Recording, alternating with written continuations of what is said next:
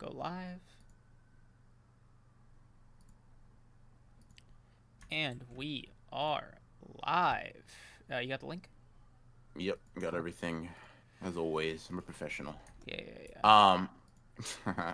So, Alright, cool. hey everyone, welcome to the Honored Ones podcast. A podcast hosted by two people. I know. Damn, bro. Stellar intro. Like we Yeah. really let them know what we're all about. What's up, guys? How are y'all doing on this fine Sunday afternoon? What's going on? How you feeling? There's a lot of interesting stuff, a lot of fun stuff today to talk about. I'm kind of curious how everybody's feeling. We got obviously for JJK the chapter, which is it definitely moved some people, and we got a nice trailer. As for other chapters and stuff like that, we obviously got Blue Lock, Black Clover, My Hero Academia. You know the works. Kind of curious how you guys are feeling about it this week. What you guys are excited for, all that. Yeah.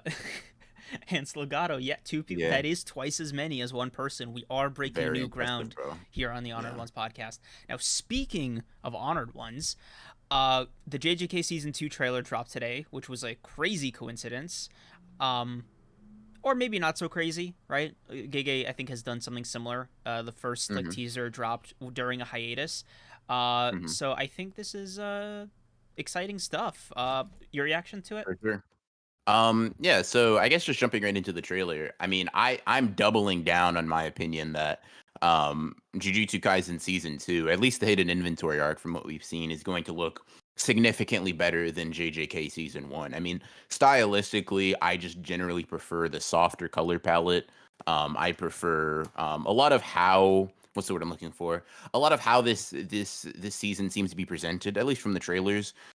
Season 1 obviously looks really good. I don't think anybody would really argue with that. But to me, from what we've seen in the trailers, Season 2 just looks like it's going to surpass. Once again, speaking of hidden inventory, because they didn't show any Shibuya content, it just looks like it's going to surpass anything we got in Season 1. And I think it's kind of appropriate considering how much better like the content JJK Season 2 is going to be covering anyway. So it kind of goes hand in hand, in my opinion. Let's see. Yeah. By the way, Jerome Simmons, thank you for the 35. Start with JJK today. Kinda. I mean, we're doing JJK trailer. We'll talk about the chapter in a bit. Yeah. As for my reactions to the trailer, bro, I would look. I'm just really happy. The animation seems way better. Like not even better.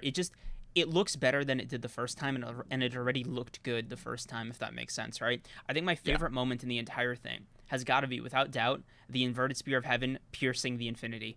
Ooh. Yeah. Ooh. It was nice to see it like not just go through as if it were air, like it kind of like goes through this bubble first. It was nice. It was nice. Red, I'm gonna be honest, bro. Seeing that red obliterated what Gojo's red looked like in Season 1, bro. I don't know what they infused that shit with, but it was different. It was crazy. It was very impressive. A very impressive trailer visually. I'm very excited for what Season 2 is going to be offering for us in terms of like adaptation of hidden inventory and Shibuya and all that. 100%, yeah. It's just good, man. Yeah, 100%. I mean, I don't know. Yeah, honestly, what else is there to be said aside from, damn, that trailer looked nice. Like, it's kind of all it is. Yeah. I think we gave like our full thoughts and theories in I think episode 51 or whatever, where we first reacted to the teaser. So if you guys want to hear that, you just go watch that after this after the stream, right? You just got to be clear. Dude, I just want to quickly address the comments on the last episode. All right. Okay. So, all right, guys, I hear you. Nobody, and I do mean nobody, agrees with me on the Batman thing, okay? I'm waving the white flag. I hear you. All right? I'm sorry. Oh, was that in the comments a lot? It was like every fucking comment. Oh my god, dude. Oh, bro, that's hilarious. So, this is my formal apology, all right? Fine. BR wins. Bro.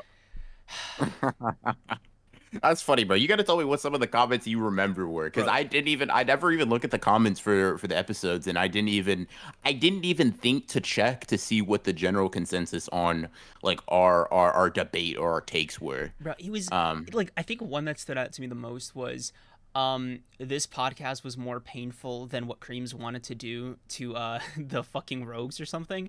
I was like, oh my god. huh. I Yeah. Wow. Hey, bro, listen, I was telling you that shit was insane, and like it was just ridiculous, bro. I tried to combine unhinged and insane at the same time. I failed, but I just want you to know that I feel that strongly about it, bro. Just I feel like maybe with the heat of the moment gone, right, bro? If you just listen back to it, Yeah. Because like maybe you'd I understand. did. Maybe That's you'd the thing. understand. I did also listen back to it today when I was timestamping. I was like, Mhm. I I can see. Right? Yeah, I can see what they were talking about. Yeah, This one's Landa. You missed. I think you missed. You missed last the one episode. time we talked about comics. I'll give you the cliff notes. Creams was saying if he were Batman, he would torture and take out people's spines and torture There's a them. bit more I said, nuance to "Hey, that. bro." I said, "Hey, bro, maybe you shouldn't do that." You know, that was my take on the thing. You know, Um, I just want to quickly say too. So I talked to a friend of mine and I gave him the same scenario because I was like, all right, surely out here in the wild, right, in real life, I got to be in the right. I was like, okay, maybe I got that advantage. Not only did he think I was crazy, right? He was like, look, bro, both of you are wrong. I want to give you his take because it blew me away. if he said I'm wrong, it's already wrong. But Yeah. I'm interested to listen So for he sure. said, okay, if Bruce's fundamental goal is something you have to obey, right? Like getting rid of crime, like you have to do it, right? As part of the condition going in. Okay. Stop being Batman, reallocate your resources, and basically fix Gotham on a systemic level with your money. And that Yeah, will yeah, bring the crime yeah. rates down. And I was like, I no, mean, no, he hold already on. does that. First of all, he already does No, that. no, no, no. Like, He's like, no, no. Like you do it for real, right? Like you do it like forcefully, almost. Like, look, bro. As Batman, you're like, hey, man. Instead of, I'll give you a choice. You don't even have to be Batman, right? This is my like addendum to it. As I was thinking about it, I was like, okay, go to each criminal. You're like, hey, we'll call this one a slip up, right? So, it's fuck it. No, the joke's not gonna land. You know, fuck it. So I'm gonna say, all right, bro, it's either your knees or you go to therapy. Which one? bro, send your knees or you go to therapy. Listen, all I'm gonna say is like I mean I agree, to some extent, but I think like it's a take you see a lot, or at least I've seen a lot, is like, you know, oh, Batman just needs to reallocate his money, put up the cape and cowl or whatever. It's like, bro, I'm not even a big comic nerd, and I know he does that shit. Like, I know he's like, you know, Mr. Philanthropic in the day, you know, Batman mass vigilante at night.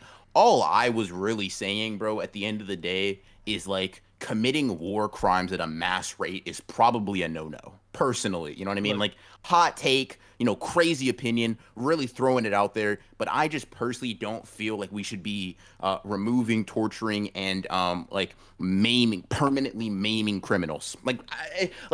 I just felt like, you know what? It's a little crazy. It's a little crazy to do that personally. It's a little crazy to do that, in my opinion. You know, anyway, hot take. yes, Like, I know, crazy, unorthodox, out there. I'm gonna be hated for how crazy of an opinion this is. But yeah, I mean, I think that's just a little bit fucking insane. Yes. fine, okay. Wave the white flag. I want to issue the apology collectively. Okay. Apparently, you guys are correct. So, my bad. Yeah, What bro. happened? That's funny. That's funny. Bro said, "Oh my god, I guess if everybody's saying I'm wrong, I guess I'm gonna have to just say for now. Like, listen, bro. All I'm gonna say is, Unless you we need to guys, watch. We need to watch you when night comes, bro. I need to be. We need to be careful. oh man, if we're doing book club right now, that'd be a crazy segue. Because I'll say, speaking of when night comes, I mean, I guess, bro. I mean, if you're gonna commit to it, you bro. know, fine, I'll Get commit into to it. yeah. Okay, so Get I'll into just the bit. so I'm about 115 chapters into Call of the Night now. Mm. it's really not only picked up for me, but I think Ko is becoming a more interesting protagonist. The whole like half vampire aspect to his character has really added a lot of layers. Another thing that I've seen as like a byproduct of him, kind of his vampirism, is like he is displaying more pure emotion now, especially when he gets jealous with Nazuna. I'm like when he punched that guy that looks like Denji from Chainsaw Man for like hitting on Nazuna. I was like, damn, bro, this is kind of cool. Like, whoa, did I just think you were unironically cool for a split second? No, that's crazy. That's fucking crazy. Violence rocks. That's what bro said. I'm not gonna lie to you, bro. Speaking of violence, there's this bit where his friend, I forgot his name, Mahiru, right? Yeah. So there's this bit where like his friend and him are talking, and his friend just like beats him up, like randomly, like not randomly, like obviously they were talking Mahiru about. beats him up. Yeah, you know where he punches him and like kicks him and stuff for talking about like Kiku, like the vampire that's courting Mahiru. Okay. I'm not gonna lie.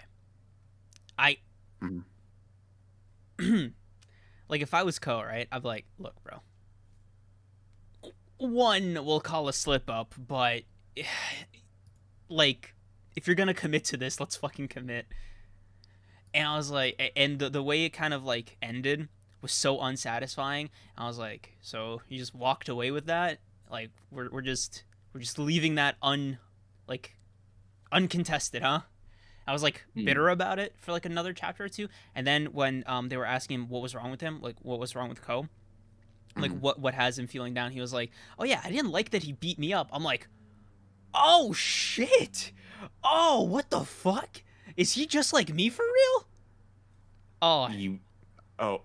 Wait, so where he was like, oh yeah, no, you think he's just like you for real because he didn't like getting beat up? No, it was like that was one of the main things, right? Like it was something that was, because like, you know, bro, like in manga or certain like shit like this, like we'll call them, I hesitate to call them shonen, but it's like it is about like, right, I will take as many punches that you throw my way because getting my friend back is what's most important, right? Like that sentiment. Okay. And for Ko to be like, I really didn't like getting those punches thrown at me, bro. Like, we're gonna have to settle that first. I was like, oh shit, that's kind of hard. Yeah. Is it not? Like, come on.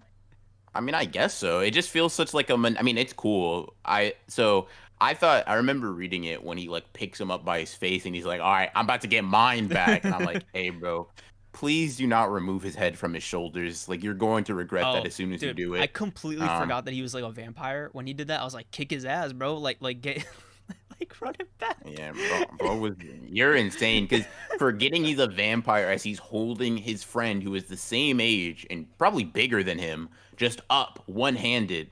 Yeah, bro said, no, bro, that's normal. Humans do that for real. Like for like a split second. I cannot emphasize like how short it was, right? And I was like, oh wait, no, he might kill him. Just, turn back and then do it. Turn back and he's gonna get his ass kicked, bro.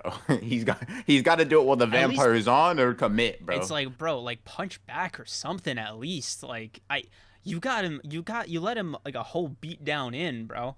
Like, you know what? Honestly, just wait until he's a vampire and like go off the wall that way. Hey, bro.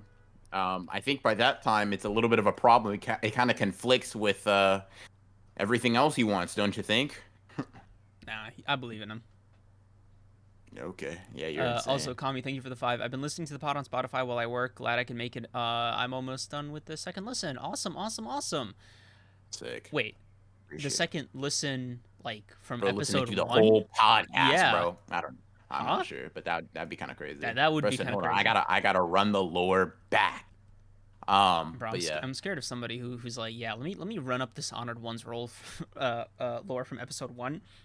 Yeah. Because, bro. Yikes. Yeah. Can you imagine somebody being that knowledgeable in everything we've said, bro? God. I said this. Wait a second. Actually, no, you didn't. Episode 4, timestamp, 7 minutes and 27 seconds. Bro, if they hit me with the timestamp, oh my god. Oh, I don't want to think about it. Oof, I'm getting shivers.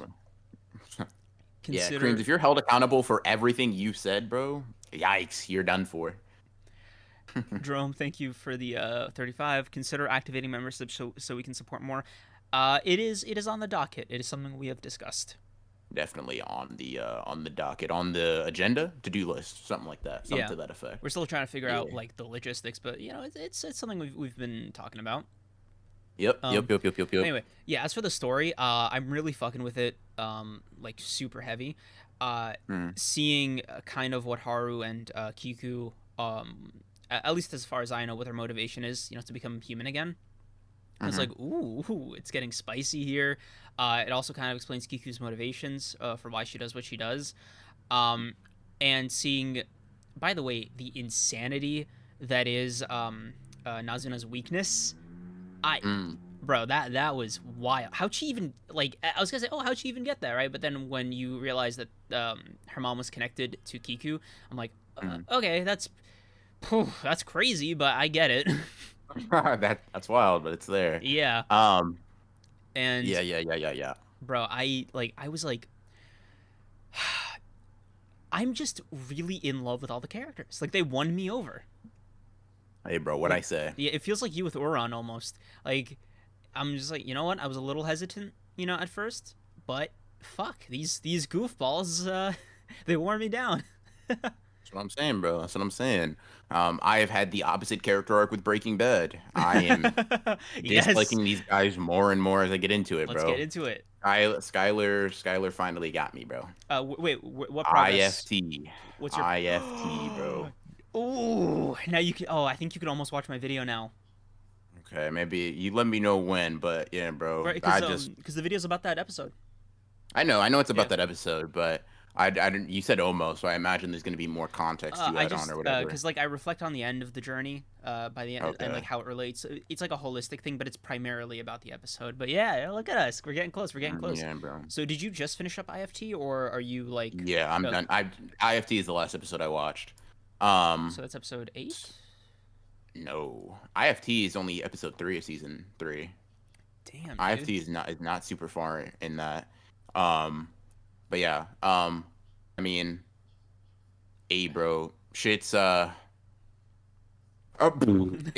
kind of crazy, bro. Like, I mean, IFT kind of just sticks, one because it's just the most recent thing, and two because it's like, oh wow, you're cementing Skylar. I was right about you. I knew your game. I knew what you were about, and you simply proved me right. I mean, yeah, Skylar, whatever, bro.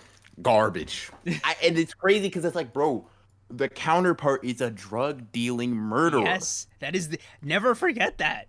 And I don't forget, bro. It's always in the back of my. Whenever I think, damn, I hate Skylar, I'm also like, but do you have the same energy for the murderer, right? And before season 1, season 2, right? It wasn't really like I really didn't, right? I didn't have the same energy. The energy is starting to build up, bro. The energy is coming. Yeah. It's bubbling up. It's bubbling to the surface. And Walt is not a good person, and he hasn't been a good person for a while. But it feels like he's not a good person now. You know what I mean? Like before, you kind of just knew. It was just a cognitive thing, right? I was just aware he was bad. Now I feel like he's a bad guy. I feel like he's a bad person, and I'm like, wow, man. Was it Jane's death, or was it another thing that like really, really cemented Jane's death? But the way he the way he goes about talking about all the airline disaster, right? The way he goes about talking about that in front of the school, like, hey, bro, this ain't even top 50 airline disasters. Motherfucker, what did you just say? And when he was going to Jesse, he was like, "Hey, bro." Yeah, he's like, it's not your fault, bro. That's not like, bro. I heard these motherfuckers don't even be doing this shit right. Like, I'm sorry. Well, now if I put you in a sleeper hold, like then I'm the bad guy, bro. Yeah, that started. I'm like, oh, push off, bro. Push all the way the fuck off. Like Walt and Skylar are a match made in hell for me because I'm just like, you're making me upset. It's almost like I'm disliking Walt almost enough to the point where like Skylar cheating almost didn't bother me. Almost it did, but almost. I'm like, you know what? Walt is such a bad person. You may just got to do your thing. But then I was like, I still don't believe that. So like, but it's like Look, bro. all I've gained in the past few episodes I've watched, bro, is hatred. That's all. I've gained like Jesse's still fine in my eyes, right? Jesse's still like a fucking broken mess, but like he's very sympathetic, and he's the character who's probably transformed the most from like the person I thought was super annoying to like someone I've actually genuinely grown to be interested in. I'm like, dude, I want you to get out of here, bro. I want you to be able to fix this shit. Let me see. Hold on, Caden. You should have known that Walt wasn't asked once he got pissed he was in remission. I mean, okay, so here's the thing. That's why I say that. I've known he was a bad guy for a while, right? I've known that fact. Like, that has been something I am aware of cognitively. However, it did not land emotionally until somewhat recently. Him watching Jane die, I think, was that final domino for me. Because that's just like, I'm like, you just had a conversation. He didn't know this part with her father about daughters, right? You have a daughter, and without remorse, you watched her die because she was a loose end. I mean, that's insane, bro. Bro, you're telling me you're Walter White. That's insane, bro. Because all of these other things, I don't know what it is. All of these other things he did, right? They felt not justifiable, but it's like they didn't personally like feel evil, like not just bad, but like evil deeds, right? He killed like Crazy 8 or whatever, right? And it's like, you know what? He was gonna come back and kill your family, right? No matter what, he had to die. Both of them had to die. They were trying to fucking kill you, right? Cool. Tuco, he had to die. You tried to poison. He was crazy. He was gonna get you killed. Cool, right? You get mad at Jesse. You call him a dumbass. You do this, that, and the third. You're still in meth, right? All of these things are bad things, but all of these things have context around them that make it so you can like. I feel like it's designed that way, so you can look past it. So you can be like, no, I'm gonna not let this slide, but I'm gonna like I can look past this for the sake of who I think you are as a person. Are you doing this for your family? You're not doing this for you. Blah blah blah blah blah. The pride thing that was one big domino, right? The pride thing of like, oh, when I realized he's not doing this wholly for his family. He's doing this to show his family that he's like a real man, right? And when that clicked, I was like, ooh, all of those other things just got like retroactively worse for me. And then it was just watching somebody die because they could potentially pose a threat. And because I have the information that she did not pose a threat anymore. They were leaving. They were or something. They can't, I don't know, bro. Like, Jesse can't leave, Walt. What do you think? He has free will? Bro. Come on, bro. Yeah, bro. That shit really, I was just like, that guy, well, it's time for you to get packed, bro. Hank, I need you to lock the fuck back in, bro. Get on here, get in here. We need this guy off the streets. Get him out of here, bro. Bro, I can't fucking wait him out of here for you to like A, finish the season, and B, get into next season, because I think that's really where like you get tested as a viewer, right? You really get tested. You kind of figure out where you're at morally with these two seasons. And I think by the end, it's like, if by the last season you're still having trouble, you might actually need to be behind bars. Awesome, bro. I can't say I'm really having trouble deciding Walt's a bad person anymore. I think I've already understood that. But it's just like, it's crazy because I'm like, now, bro, you're the protagonist and I hate you. That's insane. You're the guy from who I watch, like the perspective from who I watch, bro, and I hate you. Jerome A, thank you for the 35. This is such a crazy thing to say. It's hilarious, but it's crazy. Jane deserved it. She was gonna mess up the bag. LOL. I'm with Mr. White. Yeah, that's insane, bro. First of all, like the context given in the episode, right? She does that to get Jesse his half, like his rightful half. Yeah, and there's multiple things, right? She can't, like, if you think about it for a second, she can't tell on Walt without Jesse getting implicated, right? You like, that's something she knows, and that's something Jesse knows, right? But Walt can't think in that because she gives him a deadline. All right, hurry up, send the money over, bring it over, right? Whatever. So Walt doesn't even bother thinking of like, hold the fuck on, right?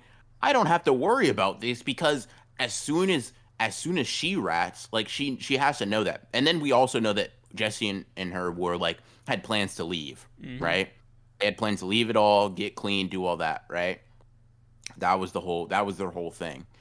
And it's like seeing Walt come over and just let her die. And it's like, and it's not even, he almost does it. It's crazy because you would think that saving her life was the morally questionable decision, the way he like pulled back with this, like, he was like, oh shit, I almost saved her.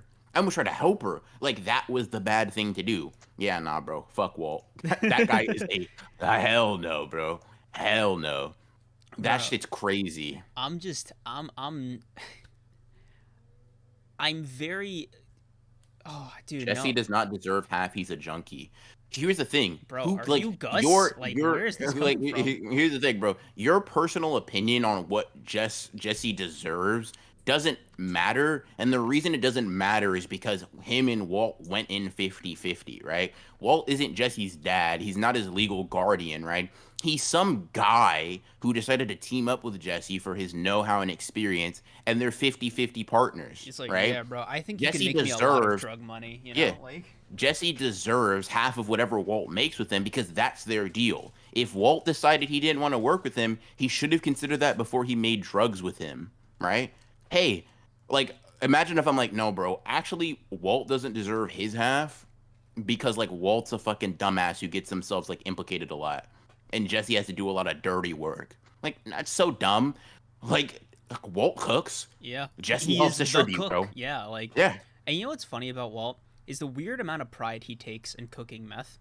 He's like, yeah, this shit is like 99.8 trillion% pure. Yeah, this is some really solid fucking masterwork. And it's like, you ever take a second and be like, my brother in Christ, it is crystal meth. Relax. Yeah. Like, be less proud. Bro. Be less proud. Yeah, I don't know, man. It's crazy. But yeah. I can't wait to see what you think of season 3. You think you're gonna be done by next week, or? Probably at this pace of going, yeah. Bro, I'm excited. I'm so fucking There's excited. so much hate in my heart, bro. There's so much hate in my heart. Like, ooh. I'm like Jesse is like the only one. Like Gus is interesting. He seems cool, but like in a like, you're a cool antagonist type of way. But like, bro, I feel it. I feel this festering. And I'm just, bro, it's hate. It's strong hate. I'm impressed that it's strong because it shouldn't be strong hate for you yet. Like, it should be building, but like, you're a lot further along than I think you realize. Bro, I hate this guy. I hate Walt, bro. He's a good character. I don't want people to misconstrue that, but dude, as a person, like Walter White as the entity within Breaking Bad is someone that I hate. Oh man. That's gonna be fun. Skyler is too, though. I'm not gonna like, Skyler is too. Like, I'm not gonna lie. I'm not gonna sit here and pretend I don't hate Skyler, for, to be honest, less. But the hate is there, bro. The hate is in my heart. The hate is sitting right there. So it's very interesting to be like, damn, bro, Skyler just trying to keep Walt down. And I was like, nah, fuck both of them. I hate both of them now. Both y'all can die. Bro, it's like the fucking you know that meme with like the alien god, and it's like there's 3 of him. There's a baby one, the middle one, and then there's the big one. It's like hating Skyler, hating Walt, hating both. Yeah. Jesus. All right, awesome stuff. Ooh, look at us, man. Look at us. By the way, as for I've been thinking, right? I think I'm probably gonna catch up to Call of the Night either next episode or the episode after. Do you have a follow-up in mind, or do you want to talk that out like when the time comes? We can talk that out when the time comes. I'll probably find something. I'll try to, if you go for episode after next, I'll try to match up. Like, I can probably get through this season and at least be on season 5 by that time. So there's not too much of a gap. I could also slow down if you want me to. Like, yeah, it's also possible. Yeah. Because like I just do binge reads because it's manga, so it's quicker, right? So I just do it like a day or so before we do these. For sure. Yeah. So just let me know how you want it, how you want to do it. Oof, crazy phrasing. That was crazy. Yeah. Bro said, I'm not trusting an addict to not throw me under the bus. Here's what I'm gonna say, right? Is this a Gus alt? Like, what the? Yeah, dude. Walt has shown just as many untrustworthy traits as Jesse. the fact that he even thinks he has the right to withhold money is insane. Yeah, like he That isn't like a dad. He isn't a coach. Like it's fucking yeah. weird. But like I just can't get over this chat. It's like you can never trust a junkie. Like who are you, Yeah. bro? Yeah, it's kind of wild, bro. It's like yeah, okay, you think that, right? But like realistically, You can't Jesse trust a at worst, criminal, bro. yeah, Jesse at worst has shown that he's a dumbass, right? Jesse up to the point where his money was held has never ever shown any signs of ever being a rat, right? Like ever. Mm-hmm. In fact, he even has a problem with Jane doing that specifically because like he's like I'm that's not me, right? I'm not going to tell. So like even if you say, Jesse has shown himself untrustworthy. The untrustworthiness is like leaving the keys in the RV, right? It's stupid shit. It's making a mistake. But like, bro, chips are down. Jesse's not saying shit, and Walt has to know that. And that's not Walt's decision to make. He's doing it because he wants Jesse alive, and he wants Jesse alive because he can further benefits him. He's really trying to paint this as if it's like I want you alive because I care about you. No, you want Jesse alive because he's a buffer between you and the full world of crime right now. That's how I feel about it. Anyways, yeah, Yeah. fuck Walt. Yeah. Awesome book club. All right. So let's just do you want to go Black Clover, My Black Hero, Clover, My Hero, Blue Lock, JJK. Yep. Okay. Cool. Black Clover Black actually had a Clover. pretty good chapter. Oh, damn, bro. I thought we were You gonna be aligned, wait, you bro. didn't like I thought we were Noelle's gonna be power up? aligned. That was so Dude, cool. all right, bro. Listen. And I'm gonna ask this first before I make any accusations. Right? I'm going to ask this because I may not know. I may be misremembering. May not be in my brain. Okay. Have we ever seen this dragon before, or is this just something that spawned in that works with Noelle and that makes her stronger? Okay. So I have to ask simply because I'm just clarifying why I'm asking, right? Just because for me, if this is the first time we've ever seen this shit, it's feeling a little convenient. If it's not though, and it's been built up, and I just don't remember it, I'll say that's on me, and that makes the chapter better structurally for me. That's how I feel about it right now. Okay. So it's a little bit of both, admittedly. So the way they explained it was, you know how those natural spirit avatars, excuse me, like has and like what's his name, the salamander guy, right? So you know how they are linked to their hosts and like they lend power and blah blah blah, right? Yep. So one of them I think was Undine, who first belonged to the queen of the Heart Kingdom, right? And after the thing with I think Megicula, she transferred it to Noelle, right? So she got that amp. But then in the Spade Kingdom fight, I think she lost there, right? She lost it, right? You can't use Saint Stage anymore or whatever. Yeah. So, but because she was able to like have that level of power in the first place, I think it primed her to be able to handle what is presumably this new lore element of like having an elemental god be associated, where it's like seemingly, and this is just my personal like reading, it seems that it's like a step above a natural spirit avatar, and that is like the truest form of whatever element, deity that takes, right? Now, immediately my thought was, okay, Tabata, this is pretty cool, like lore-wise. It only comes out at the end of the world, right? That kind of explains that away. It's reasonably fine, right? But please, for the love of God, and I need Tabata to look at me in the eye when I say this, right? If there is a sky dragon, please behave.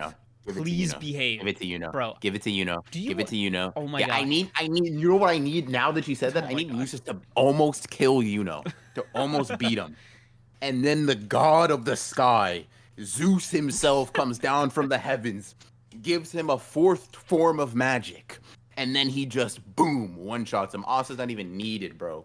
I don't even need Asa to show that in the story. If gets that power up, Asta's gonna have to like fall off the face of the earth for like 10 years to get a power up roughly equal to that. Nah, bro. Nah. See, Tabata can be a goat. Make the Wizard King. Insane. Don't even like. Here's the thing: subvert our. You know what? Everybody likes subversions of expectations, right? Subvert our expectations. Make the Wizard King. Bro, the crazy thing, right, is if Yuno's the Wizard King, why not just combine both Spade and Clover Kingdom and just be like, fuck it, I'm the King. I'm the King, bro. I'm the Wizard Emperor for real. Bro. Listen, bro. Unironically, though, that would go kind of crazy. I'm not gonna lie. Now that I said it out loud, that's what I'm saying. Yeah. That's what I'm saying, bro. Let's listen, bro. Join the YouTube train. Come on, it's fun over here. All right, bro. Listen, Sky God magic. I need the Sky God star magic and wind magic on Yuno. Listen, bro. I mean, the stars got to have a god too, right? Oh Come on now. You just want Yuno to be God. Yes. Hello, welcome. Welcome to my opinions on Black Clover, where Yuno and Yami and I guess also are the end all be all to me. Yeah, apparently, man. Yuno just hitting your stride. Yeah, bro. Listen, Yuno's different. He's him. Yeah. I guess so. Someone was saying that it was like foreshadowed in the past, and like I don't know enough about Black Clover. Yeah, like they read it pretty casually, so like I can't tell you no it wasn't or yes it was.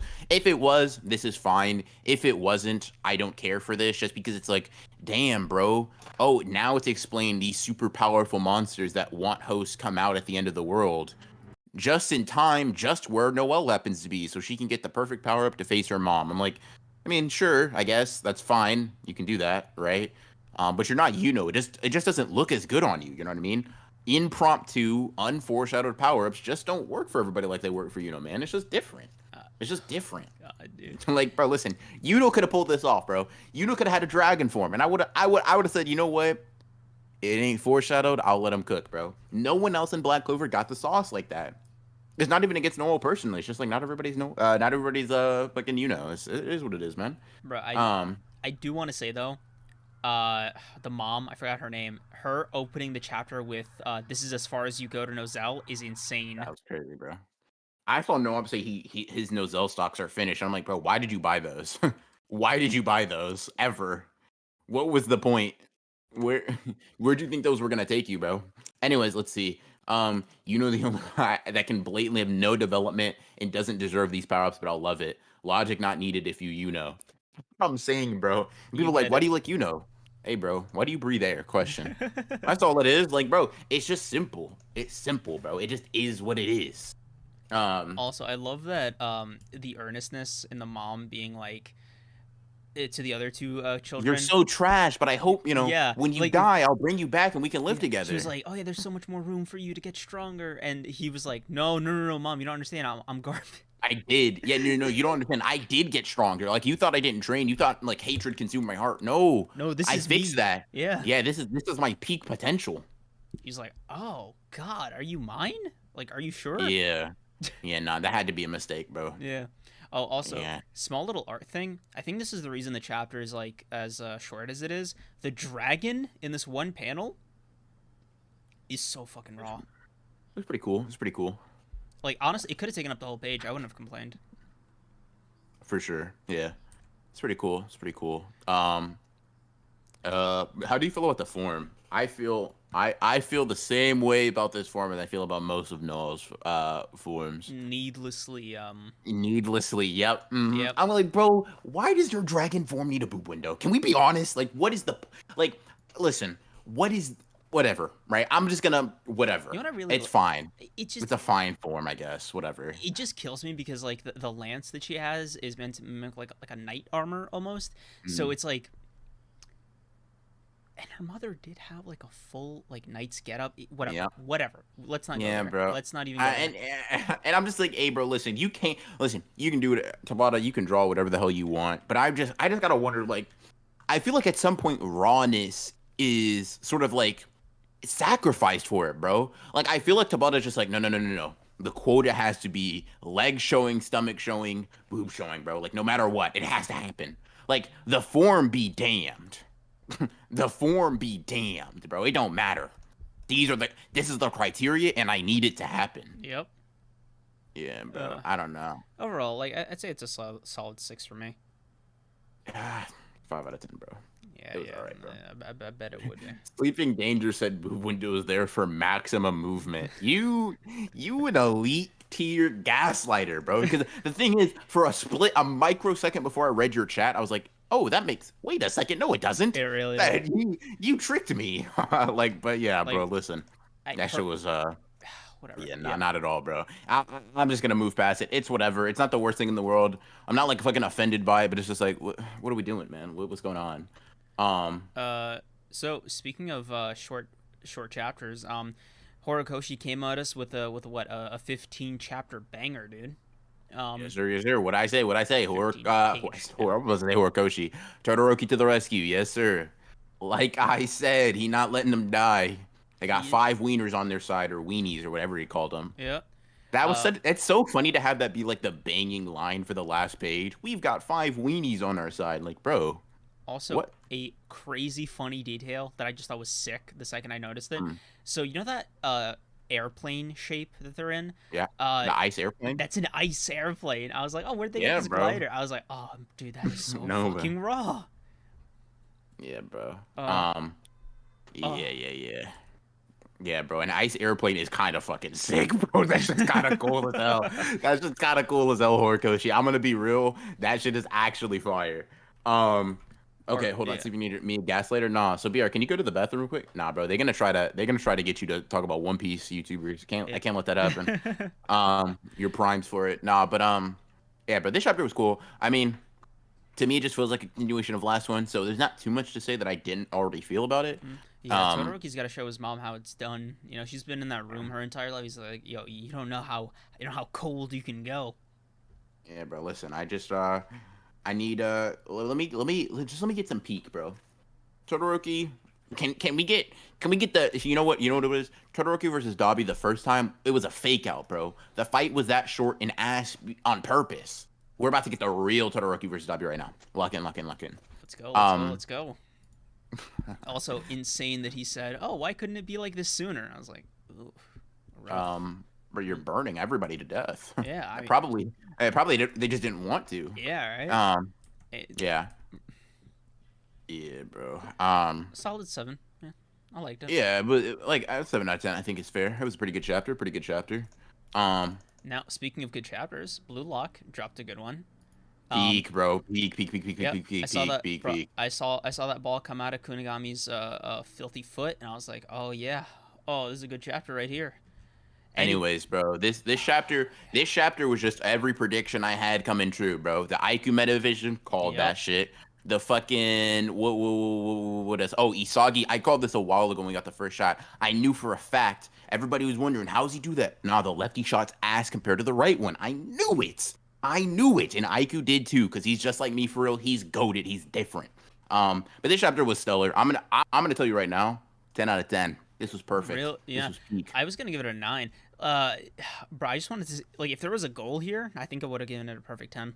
Like, what kind of killed me this chapter was like in a good way, right? Was the back and forth, dude. It was like, it was just, Isagi said it best himself. He was like, bro, you got drunk on your new fucking power up. Yeah, bro. And the thing is, Isagi can say that shit because that happened to him like 4 times with Metavision, bro. When he first got it, bro was kind of still getting cooked with it. He's like, okay, hold on, bro. Listen, I had to get cooked a little bit. You're going to have to do the same.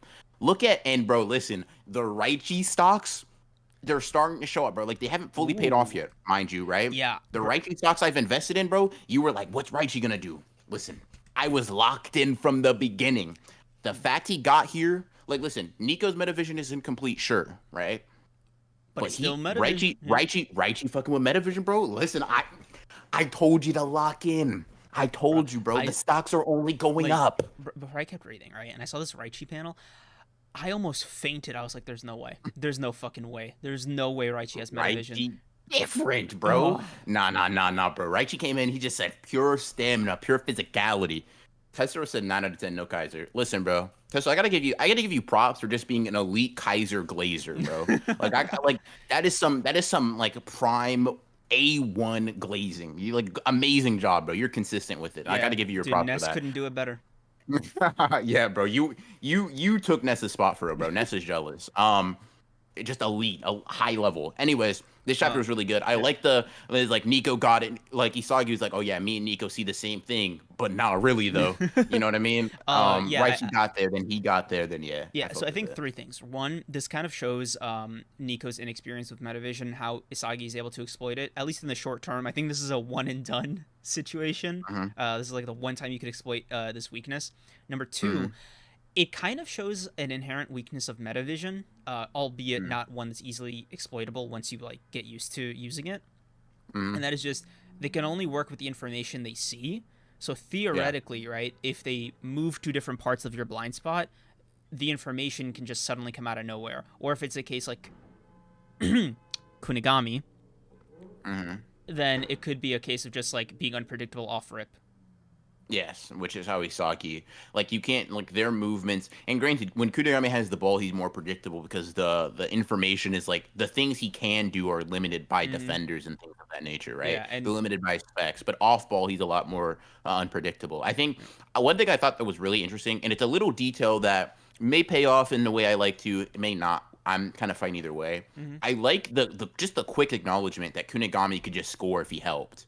Like Isagi just literally says, like, bro, he could score if I went into support. Like, just him. Like, him and Kunigami scores. And I found that to be, like, as someone who's kind of thought a similar thing, that Kunigami's main problem is that no one on the team is willing to help him, and he literally has to score 1v whatever. What it's not even 1v11. It's 1v however many of his own teammates are against him, right? Yeah. The guy, it's like, nobody wants him to score. Like nobody fucking wants. Like Raichi shows up, Isagi shows up, everybody on defense is showing up. It's like, I think it's, Kunigami didn't score, obviously, blah, blah, blah, blah, blah. I think that's fine. I think that makes sense. But I think I personally, as someone who likes Kunigami, like the detail that it's like, he's good. He is just playing in the most... Bro is playing in the most unfortunate of circumstances. He really is. He's like, damn, bro, if I helped you, you would be sick. Yeah, all right, time to steal the ball, though. Like, yeah, too bad I got to steal the ball. I'm like, hey, yo. It's like, I feel like Kunigami would excel in a similar way as like Baro does with his team. That's what we had that conversation, bro. I'm telling you, Baro would be cooked if he was on this team. And Kunigami would be feasting if he had that setup. That's all I'm saying, bro. Yeah, also really fucking funny that this entire chapter, like, Baro's nowhere to be seen. So you imagine he just, like, chilling, just, like, on the sidelines being like, well, goal's over here. I don't know what you... Yeah, I imagine it's something similar to that, bro.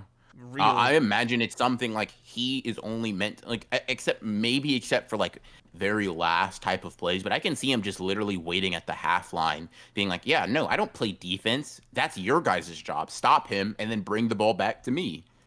That's kind of how I feel about it.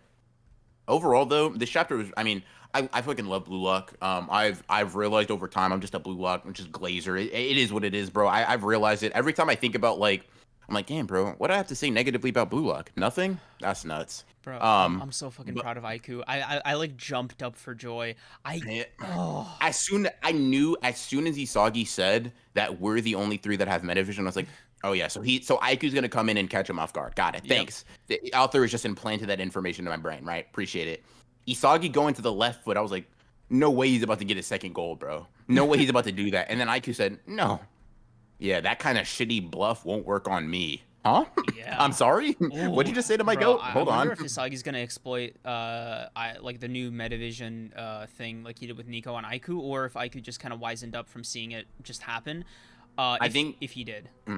I think there's kind of two things, right? One, Aiku's vision was already very high level pre-meta vision. And two, I think his advantage over Nico is that he physically can make up for any mistakes that he makes. You know what I mean? Aiku is significantly stronger. He can jump higher. He's faster. He is pretty much more built for those like close quarters sort of situations in a way that Nico isn't, right? Yeah. If Nico doesn't predict where you're going better than you, you're getting you're kind of blowing past him, bro. But Aiku, like, Isagi's not going to shove Aiku to the side and get that kick in, bro. It's not happening. Bro put his hand there and said, damn, why aren't you moving? That's crazy. Yeah, and it's so funny because, like, with Aiku, I think his thing would be, a defensive metavision. So you'd have to assume it is almost, like I said before in the last episode, dude, I called it as well. It's going to be like an anti metavision or like an anti-Asagi metavision where it's like, no, bro, my sole goal, my sole goal, aim here is to block you from getting goals because that's my role as a defender, right? Yeah. The second you're in the middle of that field or you're in your own lane, not my problem. I don't know what that's got to do with me. But the second you come here, oh, bro, you like all those dreams of scoring a goal, throw them right out the window. Yeah, bro. Kaiser makes an interesting point. Says it's going to be interesting when Kaiser scores. I mean, I think so. The thing is, like, Kaiser scoring the next goal is not at all like absurd to say, because if you think about obviously who wins is going to be a big thing, but like the underlying subplot is Kaiser versus Isagi, right? And since Isagi's already scored one, the only way to make it so that subplot continues being intense is for Kaiser to score before Isagi does. Or you can have it be one of two ways, right? Either Yukimiya scores, or you could say that Kaiser steals this and then scores, right? And then the intense thing is Kaiser has to score before Isagi, or Kaiser scores right now, and the subplot is who's going to score that third and final goal, right? So Kaiser, like, so just I kind of agree, right? Kaiser scoring this next goal is a very, very possible thing, because Isagi throwing an impromptu pass to Yukimiya, who has shown himself numerous times to be, how do I say, susceptible to metavision. I think Kaiser could easily take the ball from him, to be honest. The only problem is that Lorenzo is still up his ass, like, not letting him move, bro. Lorenzo is sticking to him like fucking glue. Yeah, Lorenzo is putting in work. Also, Shaq, thank you for the 7. Borrow is a pure striker 99% of time. Strikers like they are not meant to actually be deeper. Like that. Oh my god. Strikers like that are not meant to be deeper than midfield. Right, okay, cool. Woof, dude. I felt like you were reading One Piece, man. Oh. Yukimiya is going to unlock echolocation using his enhanced sense of hearing. Bro, that's kind of ridiculous. That's insane. First he's going to be Daredevil on the field. Don't do that. But also, don't do that. Isn't that what Nico had in like the first showing? You telling me Yukimiya's upgrade is just to get to like 14-year-old Nico's? Bro thinks Nico had echolocation. Nico and Isagi have had the same weapons this entire time, bro. I thought Nico had like a sonar thing where he was able to like sort of. I just recall he saw the field differently than Isagi at first. I'm talking like first match. I mean, he saw it differently than Isagi. That's because he was better at it initially. Like Isagi didn't use spatial awareness in like a very, very useful way. But no, they both have, like, Nico verbatim says, "You and I have the same eyes and brain." Yeah. Also, I'm sorry, just really fucking fun. Like, the longer I'm looking at the word echolocation, the funnier it gets, because I'm just imagining Yukimiya like shouting or something to like, "Oh yeah, there's 3 players behind. The mud boat is here," and he's just like, "I see it. I see everything." Yeah. Oh my god, yeah. Bro, I think Yukimiya would like retire from soccer first. Oh god. Anyway, speaking of Yukimiya, really quickly, he's probably a red herring. I mean, I think Kaiser could steal it from him personally. Yeah, right. It just because like in the same way with Kunigami last chapter, right, where he just kind of came out of nowhere at the end. I think it could be a similar thing. I just want to say, 9 out of 10 chapter. Yeah. Yeah. I mean, I feel basically the same, except I just rated it a bit higher. 10 out of 10 for me. It was pretty good. Who do you think it's everything I like in a Blue Look chapter. I have no idea. I hope if Basterd Munchen has to take a loss, right, they can't go undefeated, I hope they lose here instead of the next match, personally. Me too. Yeah. Especially because like so many people are, evolving, their team's a mess, and it would be nice to see them lose. Yeah. Like I think having them lose here and then having them, because the matchup I'm looking for personally, I really want to see Rin and Kunigami. And I said Rin. I meant Shido and Kunigami showdown. I want to see that rematch. Yeah. Personally. So if they lose here, they get their obligatory sports manga loss, right? Cool. Now let's have them win the next game, please and thank you. I got a crazy subversion that I wish would happen, but only because it would be so fucking like meaningful to the story. Okay. If they have a losing streak, while all the people they lose to just keep evolving in the same way as Aiku and Nico, where they're just getting better at being at playing their positions, at being players, and essentially the dysfunction of the of Basterd Munchen is going to come back to bite them in the ass. Because like it's cool, right? Because they're also skilled right now, and their opponents are like relatively there. But it feels like not a good approach for a professional team, right? Like generally speaking, you don't want a team who's like falling over each other to try to score a goal. I agree, right? But like all of the victories so far we have seen, right? The players just do this, albeit at a lower level. And I think it's going to be less extreme. To me, so here's how I feel, right? I feel in the next few games, Kaiser or Isagi is going to be established as the dominant one, outside of obviously Noah Noelle, and right? And the other one's going to get drafted, do you think? And I think the other one, I think the other one's going to have to fall. It's going to be one of those things where it's like you can have a problem with it, but there's nothing you can do anymore. The gap is there. You can't compete. Like, okay, let me give an example. Like, you know how, in the second selection arc, right? Bachir and Rin, the 4v4, Bachir, Rin, Ryu, Tokumitsu, and then that's against Isagi, Baro, and then Nagi and Shigiri, right? Baro obviously does not want to be subservient to Isagi, but Isagi kind of takes point as the leader versus Rin as point as the leader. And their team has a sort of coherency to them that you still have that chaotic, like, chemical reaction type of feel to it, but because someone has established themselves to be better, they take point and everybody has to fall in line and work around them. That's kind of, to me, that's how I feel about it. That's how I feel like Ruok's gonna go. Interesting. Okay. Yeah. I mean, for me, it's really about, like, something's got to give, because this, like, four-way striker thing they have going on at Basterd Munchen, it's like, it feels like it's going to become a liability, like, the more skilled their opponents get. Like, for example, you think people like, you know, the World 5 or Noelle or any of the other masters are like, oh, yeah, no, you guys are a fucking mess.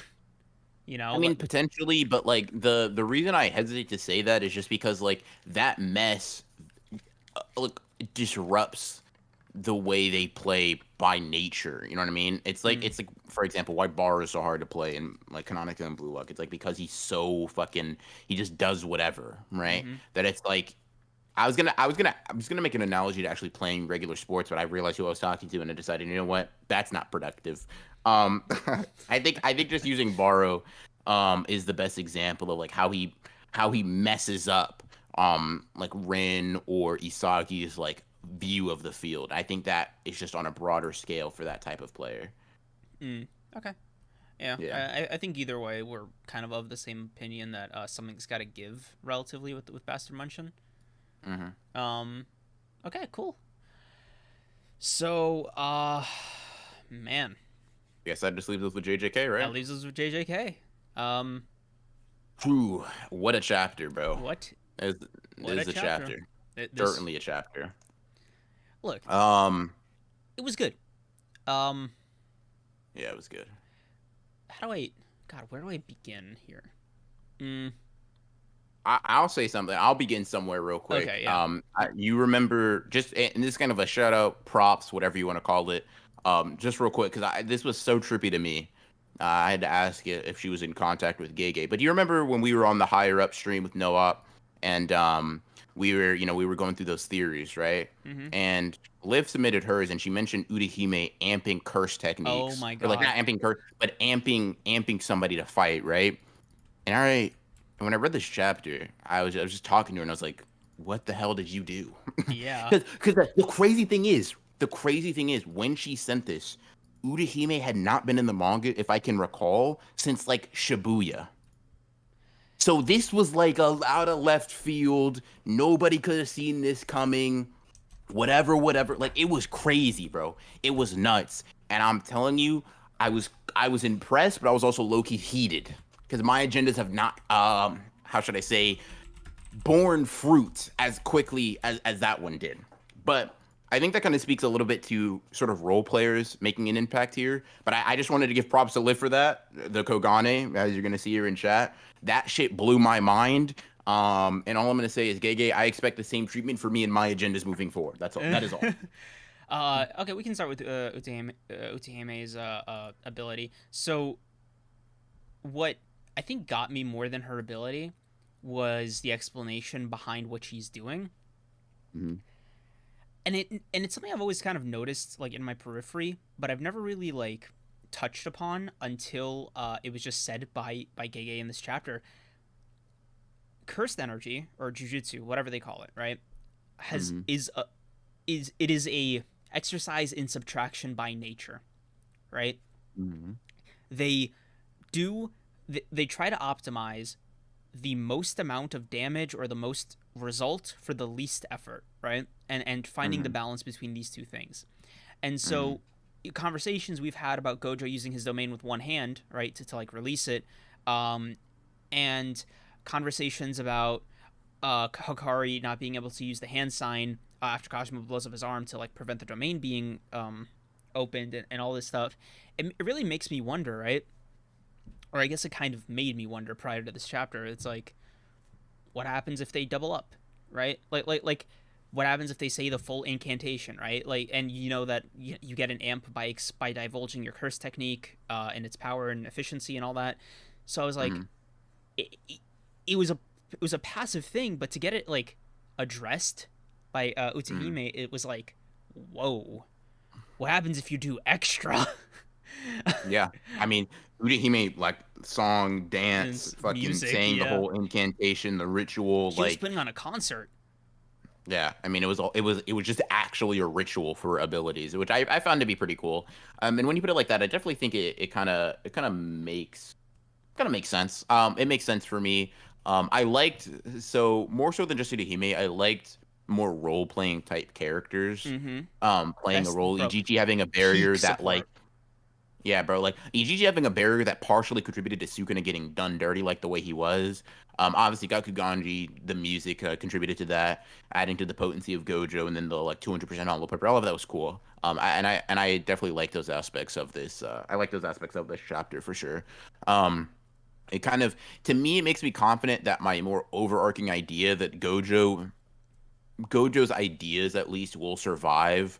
Um, via like that teamwork, group effort of strength kind of idea over Sukuna's it's me and me and me type of idea. That's kind of like I have a feel like to me it was nice to start this fight off with like no, the first attack I sent out is only this strong because I had my allies to help me out too. I like that. It fits with my general idea of what I think JJK has been about so far on a macro level. And it's kind of been it was nice to see that it wasn't with the characters I expected, but I also think this is the fight. The fight has barely begun. Like this is a hello, right? Mm-hmm. This is a nice to meet you, Sukuna. I'm Gojo. Let's get into it. You know what I mean? That's kind of how it felt to me. So Um, okay, before we get into like the Gojo Sukuna part, I just want to like finish up with mm, these with the side characters, right? So mm, Ichichi's role, Utime's role, and Gakuganji's role. Pretty mm. pretty big Gakuganji chapter. Weirdly enough, Yeah, for sure. we get confirmation that he didn't share the secret about how Panda gets Yeah. made with the other higher ups, nor Mm, he even asked like why Gojo isn't killing him, which I love by yeah. the way. It's like he's speaking for the entire famous. He's like, hey bro, the fuck, I'd kill me. What are you doing? Yeah. Like he's like, it's fine. He's like, it happens, and he's like, also, who am I? Who am I to place blame, bro? I got the only reason this shit slid is because I got sealed. So Yeah, so my fault, my bad. yeah, we'll call it Um, even. Yeah, the principal will understand. yeah. Oh god. Um, hmm. So- yeah, bro. It's whatever. You just do what you're told. So M3D, thank Yeah. you for the 5. Y'all agree that Kenjaku is cooked if he encounters Jujutsu High's heavy hitters. We don't know if he can even take Yuta 1v1. Imagine him versus Yuta and Maki. And I mean, Hikari. And Kenjaki Hikari. seems to think that. I mean, I'll take Yuta and like, I'll place money on Yuta and Maki versus Kenjaku personally. But yeah, I think adding all three of them, I personally think Kenjaku's getting packed up. But yeah, he seems to as well. uh, yeah. Let's see. Cool, cool, cool. Um, let's see what else. Okay, so that's a what? Oh, okay. So yeah, moving on from Utahime, Ijichi, and Gakuganji. I think so. This chapter, I think the controversial part of it obviously has to do with Gojo and Sukuna, especially. Um, Sukuna putting out, not Sukuna, Gojo putting out 200% of his power for Hollow Purple, Yeah, it's and crazy that then he started with Hollow Purple. He hollow purpled off rip. I was yeah, like, I okay. So I think there's layers to that. My reaction was just shock because I was like, Gojo, what the fuck are you doing? That's Hollow Purple. You save that for the end, man. Like, hmm, what? What are you doing? What if Mahoraga was out? You know, like almost like scolding him. Like, hmm, huh? yeah, I'm curious yeah, if you yeah, had a yeah. similar reaction. Like, what was your reaction to Hollow Purple being the opening act?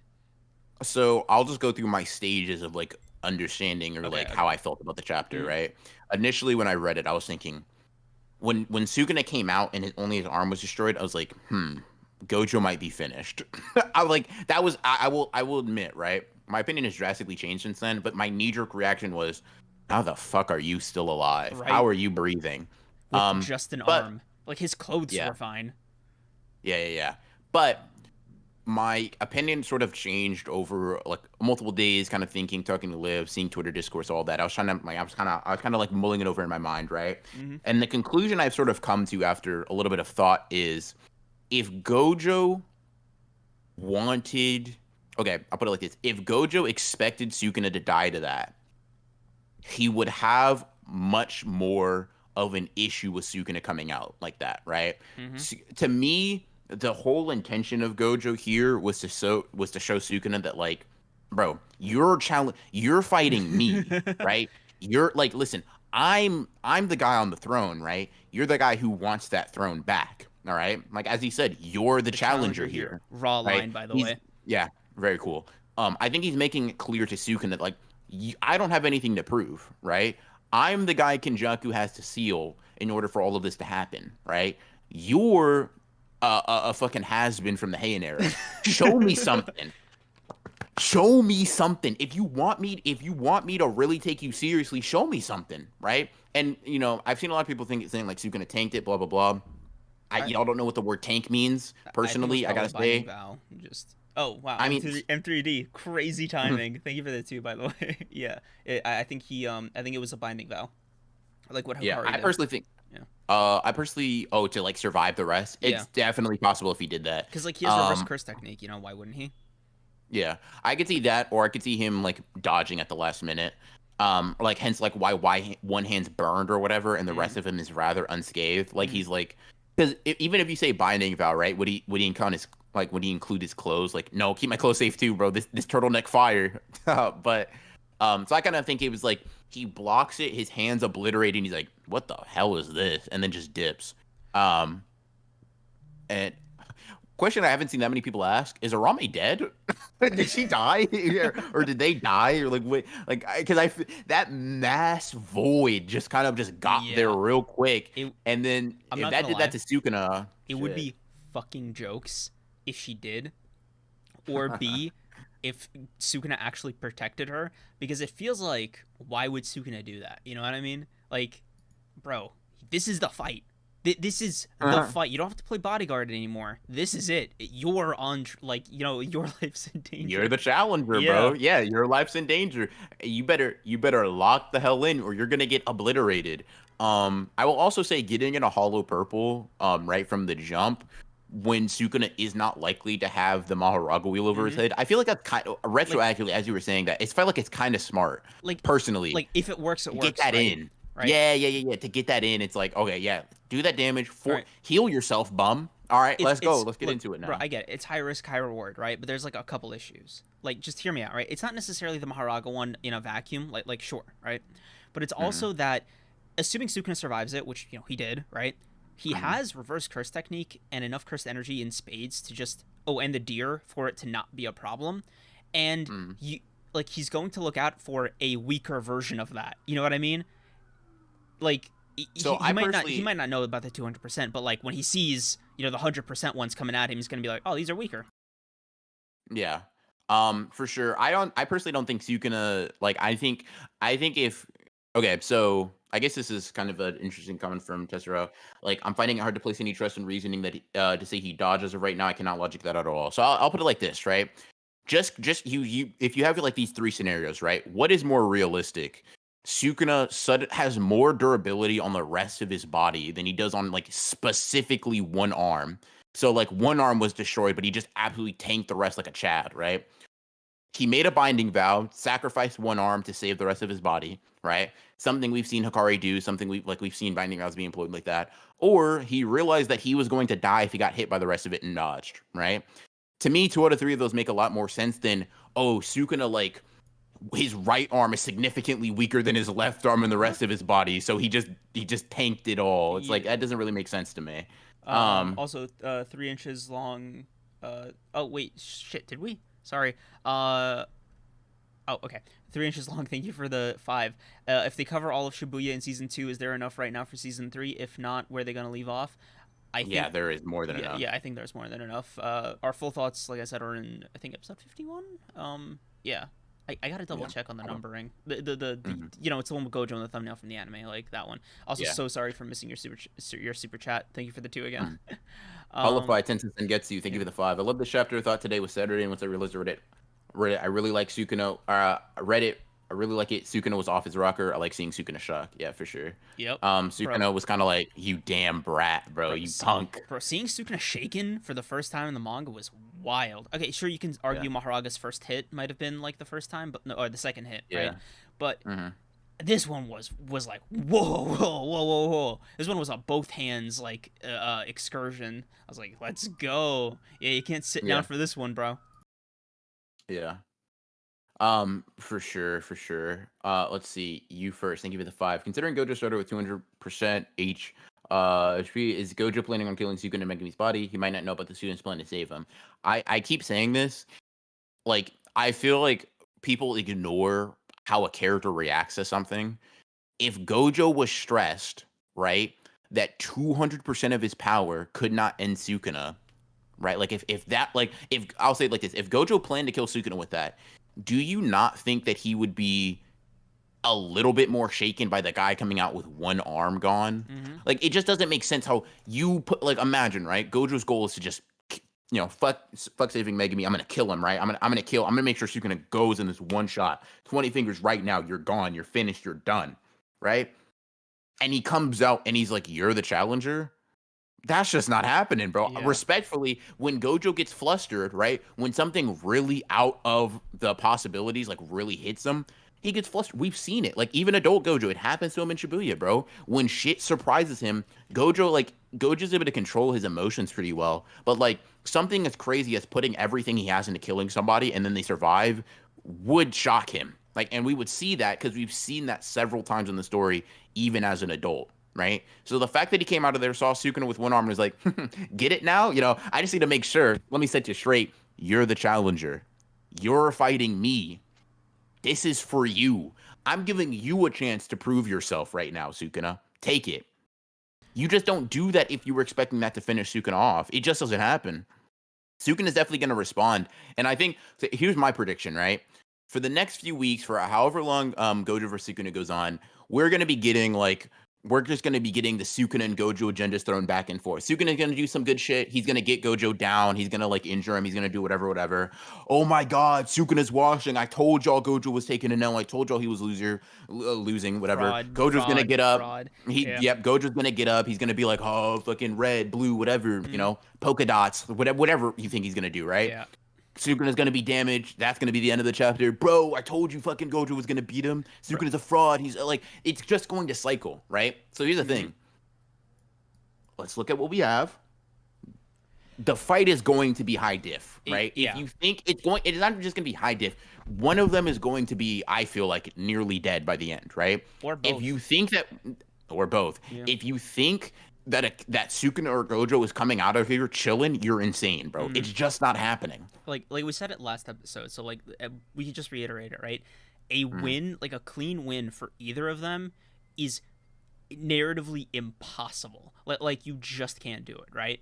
Because that's the end of the series either way, right? Either like Sukuna wins, okay, him like That's it. You have It's a to wrap. you have to have him damaged enough to where people that like the power levels you've already seen can contend, right? Yeah. And if Gojo wins, you have to have him like that's why I personally think in a 1v1 Gojo's losing. Like that's why I think Gojo, because I think there is a more surefire easy win for the good guys if Gojo wins, and there is a surefire easy loss for the good guys if Sukuna wins, right? Yeah. I see it more feasible that Yuta, Maki, Hikari, and Yuji and Miwa all come together and they're strong enough to fight a somewhat injured Sukuna than Kenjaku is to fight an injured Gojo on top of Yuta, Maki, Hikari, like Miwa, obviously Yuji, all that, whatever, right? I see, that's why I see, like, and that kind of answers the next super chat.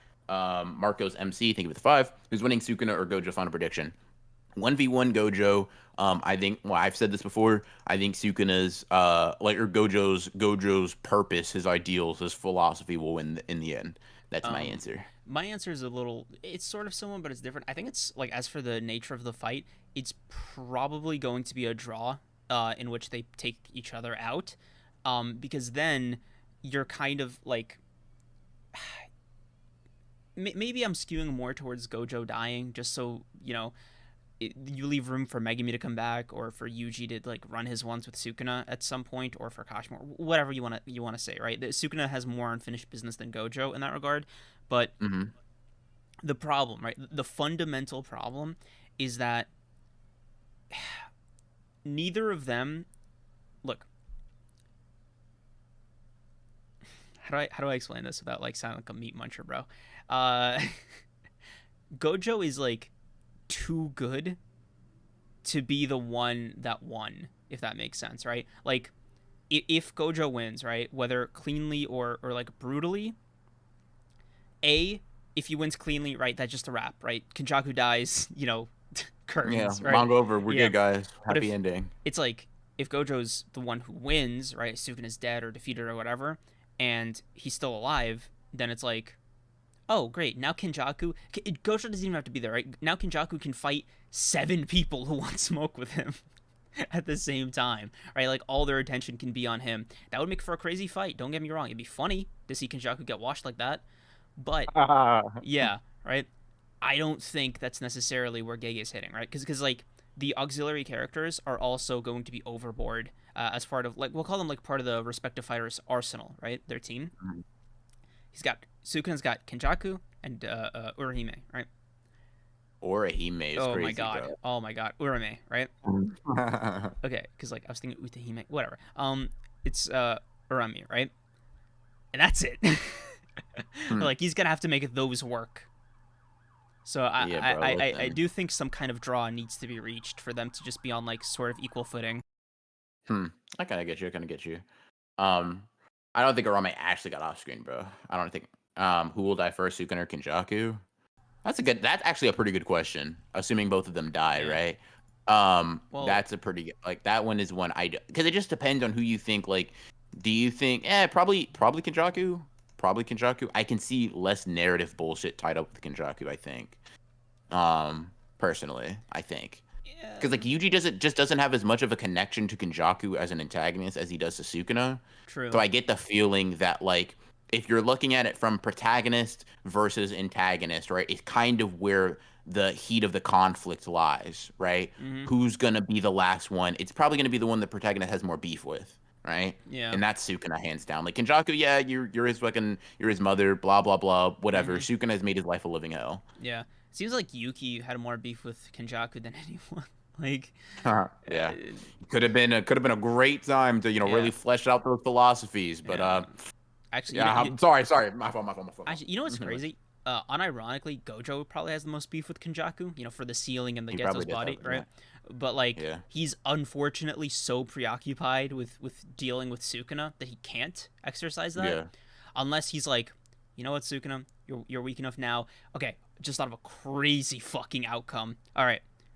This one's insane, right? Let's say they both get to a point where they're at like 25, maybe 10%, right? But they're still standing, they're still like relatively alive, right? He's like, no, let's say even 30, right? Just to make it generous. He's like, Gojo's like, all right, I'm withdrawing.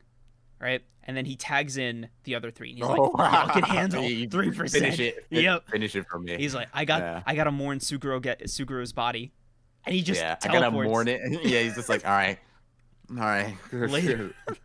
And that's when he finds Miwa sitting on Kenjaku's body after handling it already. You're a genius, bro. I like the way you think. Welcome. That would bro. That would be the grimiest fucking way for both of them to go out. That would unironically be peak. I'm not even fucking kidding, right? Unironically, that would go so fucking crazy. It would fulfill all of the requirements of the story, right? While at the same time being raw as fuck.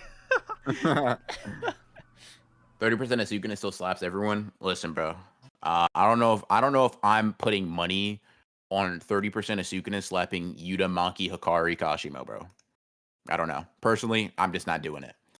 I would like to be a little bit safer with my funds. Maki's gonna come at him with that soul splitter. He's gonna be like, "All right, gotta watch out for the girl. She rips off an arm. That's not healing. No domain yeah, that's for just you." not coming back, bro. That's just not coming back. And then Yuta fucking gets, bro. Imagine an arm comes off and Yuta eats it. Oh my god, he gets both. He's bro. like, he's like 10 shadows, fire arrow, dismantle and cleave. Hey, bro, I'd like to show you something real quick. I'd like to show you something, bro. You're about to see the craziest domain. It's like, hold on, bro. Let me cook for a second. Yeah, bro. Yeah. Like Hikari's gonna be overrun with passion if he sees that. He's like, "Oh yeah, the fever." Yeah, bro. Oh my god. Yeah. You know, I'm thinking about it now, right? I think, arguably, okay. This is gonna be insane, right? We're already on this train. Let's commit, right? Let's fucking do it. You down? Oh, what train? What are we committing to? Let's just commit to crazy ideas. All right. Okay. Okay, go ahead. So, Yuta has more cursed energy than Gojo, correct? Yeah. Okay. This is a true statement. It's factual. There's no debating it, right? This is a confirmed statement in the verse, right? Okay. And Gojo is the strongest current day sorcerer, yes? Okay. Yeah. Okay. And this Why is not just give Yuta the techniques, bro? It's even crazier. Does Yuta have more cursed energy than Sukuna at 20 fingers? That's a good question. It's a little unhinged. Like it hits the ear funny the first time, right? But once you get adjusted to it and you start thinking, it's not crazy. It's not crazy to say at all, right? But we did see the quote-unquote limits of the amount of cursed energy Yuta can use, right, in his fight in Sendai Colony, and they were fucking impressive, don't get me wrong. If the statement that Sukuna has less cursed energy than Yuta in a fight with Gojo, whose main thing is that he doesn't run out, right? The most grinding way to beat Sukuna, if you're Gojo, right, or to get him to that 30%, is just to battle of attrition him. Yes. Just wear down his fucking MP meter, right? And then just be like, all right, you're not my problem anymore. Yuta, show him why you're number 2, bro. And he's gonna like flex his cursed energy a little bit, and Sukuna's gonna like, what? He's stronger than me with 20 fingers, 21 even, or some shit like that. 20, bro, 21 even. He's like, nah, bro. Even if I went beyond my full power, he's like, you're a freak, bro, huh? I couldn't compare to Kasumi Miwa. You get it, bro. I see. I'm locking in with you. That makes sense. Right? But yeah, bro, like it would be a fucking crazy debut, because Yuta and Sukuna have never really met, so Sukuna doesn't really know all that much about him, and I'm gonna be honest, right? If 30% Sukuna is he might be the perfect opponent for Yuta to get over that calamity hurdle and have his honored ones moment. Yeah, bro. Listen, that's kind of what I'm saying. You see the vision, bro. You see I'm kind of seeing the vision, bro. Listen, I'm after we read out these super chats, I want to give my version of the vision. Okay, all right, real quick. Rome Legend. Thank you for the 5. Gojo's gonna give up because he's seen Yuta's potential. Then he's gonna give Sukuna his last bro on some Goku Senzu beach. He's gonna be like, here, you're gonna need it to go up against that guy. Yeah. Oh, dude, I would be so scared, bro. Because JJK is not Dragon Ball, bro. My knees would be knocking. Dude, I'm not gonna lie. I would fall. I wouldn't even fall into a despair. I'd fall into like a confusion, bro. I'd yeah, be like, how dare you do this? bro. It's Because like this is different, bro. I already knew Gohan had the potential, bro. Listen, I trust Yuta. I know he's got potential, bro. I know he's second only to you. Blah what blah blah. 21 finger But Sukuna 21 potential. fingers of Sukuna, bro. Like, are you really? Are we really saying? Come on. Look, bro. Let's be real, bro. Rome Legend, I gotta respect you for keeping in theme with the committing to crazy ideas Yeah, thing we bro. got Because going on. that shit's wild. King Naija, thank you for the 5. I was always under the impression that Sukuna would be the final antagonist. I mean, the first chapter is his name for a reason. Yes, that's fair. Fair point, and Fair I point, agree.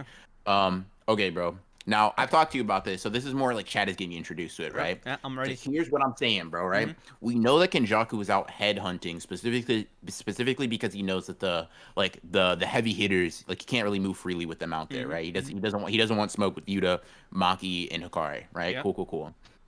Now, I personally think that Gojo, as someone who has already like mentioned Yuta in regards to beating Kenjaku, is probably willing to do that again, right? I think Gojo probably trusts Yuta to fight Kenjaku. And I think even if Gojo didn't, Yuta wants to fight Kenjaku, like, a lot. Like, a lot, right? Yep. And I personally think Maki would go with him. I can see him bringing him Hikari too, right? So what I was kind of thinking is, okay, we still need somebody to be there as kind of like a backup in case Gojo loses, right? We need somebody to try to capitalize on Sukuna's weakened state if Gojo does lose, right? Who better to show the fuck up, bro, than Hajime Kashimo as he's like, all right, it's your turn. Kashimo comes in on some, oh, bro, lightning just strikes, boom, I'm here. It's time. Oh, dude, the first technique activates, bro, God. and he's like, Sukuna, I've been waiting 400 years for this. He's like, let's fucking go. Bro, yes, sir. Yes, look, sir, bro. Not only is that a crazy vision that I fuck with, by the way, that would also be the most disrespectful thing Gojo could do to Sukuna. It's like, hey, bro, I'm getting a little bored. I'm gonna tag out real quick. It's your turn. Kashima just lightning strikes. Boom, I'm here. Yep. And I need bro to activate the fucking curse technique. I need bro to Nah, bro. Listen, see, the thing is, I have so much vested in Kashima right now. I know Gege can either do me dirty or he might try to make himself the greatest of all time in my mind, bro. It's crazy. I don't know which way he's gonna go. I'm scared, but also I'm excited. Give me Kashimo, bro. Give me Kashimo. Listen, bro. Damn, I was gonna. Bro. Dude, yeah. Look at us, bro. One chapter in, and you and I are already off the fucking reservation. Okay, this is gonna be a crazy question, right? It might be a little jumping the gun, but do you think? I think it's been teased since the beginning to be like this, but Gojo versus Sukuna is probably gonna go down in history, right? That's fights of all time, you mean? Yeah, yeah. It depends. I think it needs time though. So we were talking about that too. It's been set up, right? Like to be one, right? And we definitely got greatest of all time expectations. For sure, we do. Yeah. So that's why I say for me, a 15 chapter fight makes sense. And I say that because okay, Yuji versus Mahito, 12 chapters, right? Fight, yeah. Yeah, bro. And Yuji versus Mahito, 11 to 12 chapters, right? Cool. Great fight, climactic. It kind of concludes their rivalry of sorts, right? But Gojo versus Sukuna is something we've been hyped up to see since chapter 2. Yeah. Bro, that's it. That's been the thing. It's been that. And now we're finally 220 chapters later, bro. It's here. I feel like this among maybe one or two other fights need to be the best in JJK. Personally. 100%. Because the thing is, right? This chapter, as far as in the intro goes, or as a warm up goes, I'm like, hold on. Hold on. If this is the structure we're getting for the rest of this fight, I am locked in. Ooh, dude. Because here's the cool thing about JJK, right? Unlike with My Hero, I want to see every single character get involved in this fight in some way or another, right? Whether they have their own, whether it's as backup with Utahime or Gakuganji, right? Whatever. I can't fucking wait to see how Gege has used the last 222 chapters to just build to this fucking glorious fight. All these characters, all their journeys, even shit from zero, right? And I'm curious if this like first chapter like sold you the same way it did me. Like I'm curious if this was like okay on to like to what this chapter or to this fight being like amazing. Yeah. So I'll say this, right? And this is just a personal bias. Like I'm hyped. Like obviously I'm hyped. Like you just heard me talk about putting the fate of my life on Kashima, right? Cool.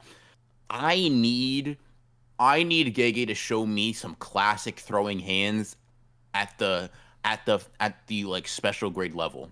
I need listen, this is cool. This was great, right? But to me, I told you this. This to me feels like Yuta's introduction to Sendai. Like, granted, it's on a larger scale because Gojo's stronger, right? But it feels like that, I'm back in the manga. I'm ready to fight.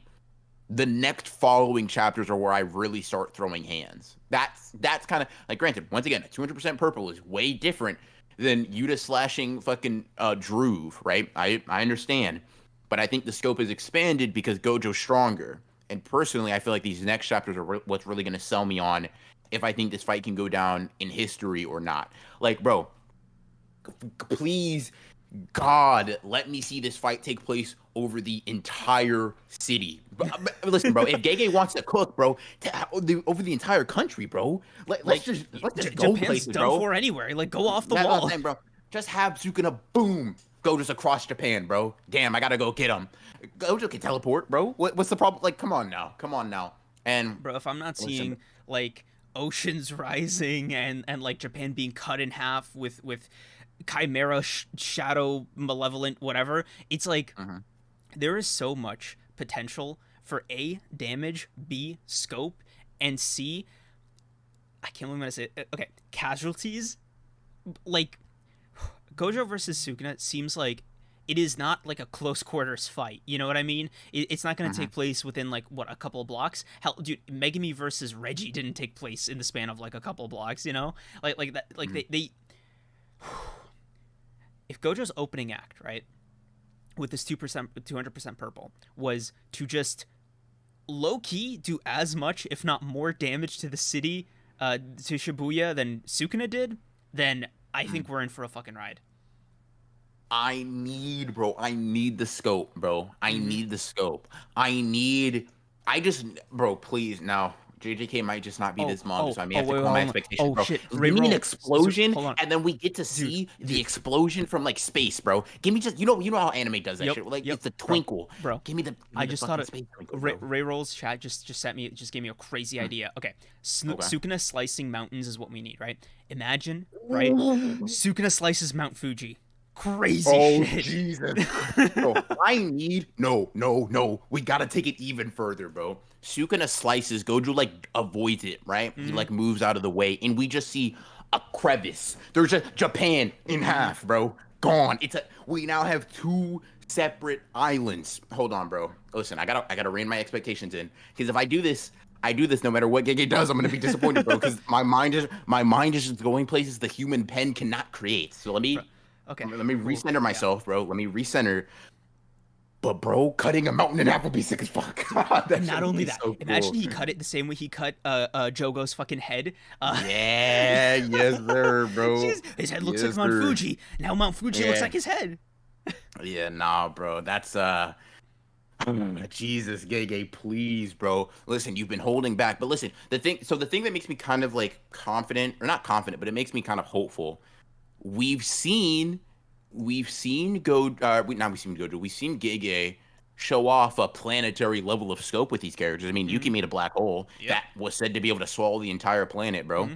Why can't Gojo and Sukuna be moving like that on the regular, bro? Like, can we not? Come on, bro. They don't need to change maps. Bro, listen, Gojo could survive like 24,000 like feet underwater, right? With seals on them and shit, bro. Let these motherfuckers start just by cursed boom. Like, bro, please. Oh, Gojo could teleport, bro. We don't need a reason for them. Like, come on, let's do it. Yo, okay. I just realized something, right? And I can't believe it didn't click with me until just now. How is Sukuna fighting him not in a domain? because he's not touching Gojo otherwise. Hey, bro, listen, the Mahoraga juice, like he's probably what I imagine, right? Or at Mm-hmm. least what we know so far is just if he can give the things he's adapted to Mahoraga, I assume that Mahoraga should be able to do the same thing back, right? Maybe that's just an unfair guess, but if he is, like, he's just like, all right, thanks, Mahoraga. You tried to break through infinity. Now you can. All right, give me that wheel back, buddy. Now we can fight. Now we can go throw hands. Because I have no reason to think that like Sukuna, who knows all about Gojo, has no counter to something like that. That or something we always forget because he's never used them like in series. Cursed tools, bro. Most of the times he's depicted in the hand era, or at least sometimes, right? He's depicted with cursed tools. Um, I don't That's know. true. There's a I could send and yet, bro, listen. Imagine oh bro, what's crazy Mm-hmm. is we know that he can revert back to his old form, or at least Oh it's kind of yeah, implied with that with yeah. Yorozu. And we know that bro, forearms, four cursed tools, and they can like they just like neg the limitless, bro. Mm-hmm. I don't know, man. I don't know. Bro, four arms, four bro, listen. Imagine you remember how when Yuji fights the grasshopper, right? We get the two arms versus four arms. Mm-hmm. Gege, please redo that, but with peak. Please do that, but at this level, bro. I need it. I need Gege to get in his choreography bag. I absolutely need it. Yep. Someone also mentioned domain amplification. If Sukuna wants to throw hands, that's also true. Remind me, wasn't the catch with domain amplification that they You can't use your technique yeah, they simultaneously. can Yeah. use their techniques simultaneously, and that seems like a huge loss unless you think. And this is the part with Sukuna that always like trips me up, right? Because Yuji's he doesn't have a technique, so it's a non-issue. But what count is his techniques right now, right? Because Megumi's also not a like he's not a cage, right? He's a perfect vessel, so theoretically their technique is one and the same. I I would guess. imagine it's all. I would imagine in. Okay, yeah, I would imagine he can't use any curse techniques. That would be my guess. But Right. the way he would circumvent that is he has curse tools, which probably have techniques that are useful to him. I can Right. imagine maybe it's like a Bombay situation. You know what I mean? Mm, Like okay, yeah, sure. Or like a Garuda situation. I should more aptly say. Like imagine he swings down his blade or something, and that's mm-hmm. like that's like cleave or dismantle or some shit like that. So So wait, yeah, do he you uses domain amplification, and then he has tools imbued with techniques. you know That what would be my guess. you know what that makes it makes him like Rika basically. Yes, it does. Yeah, the queen Bro, and king of curses have a similar technique, damn. you know? Yeah, who would have thought, bro? And it's a very strange one to Yeah, have in man. common. Storage. Yeah, bro. Listen, I'm just saying. I'm just saying. Like, Gege, what's the meme? This person has the potential to do something funny. I'll just say Gege has the potential to do something great. You know, Like this fight mhm, can go down in history, bro. We could literally be witnessing history unfold if Gege yeah, decides to knock cook. wood, bro. Knock wood. Knock wood, bro. Yep. Knock wood, knock wood. But like if he decides to do his thing, we could see, like we could weekly see Mm-hmm. Yeah. peak Bro, manga. I'm already like I'm just gonna leave my thing about just this chapter, right? But I'm gonna just Hmm. imply something, okay? Hmm. This chapter, to me, and God bless Gege, right? Seems like it would go insanely 1,000% harder animated.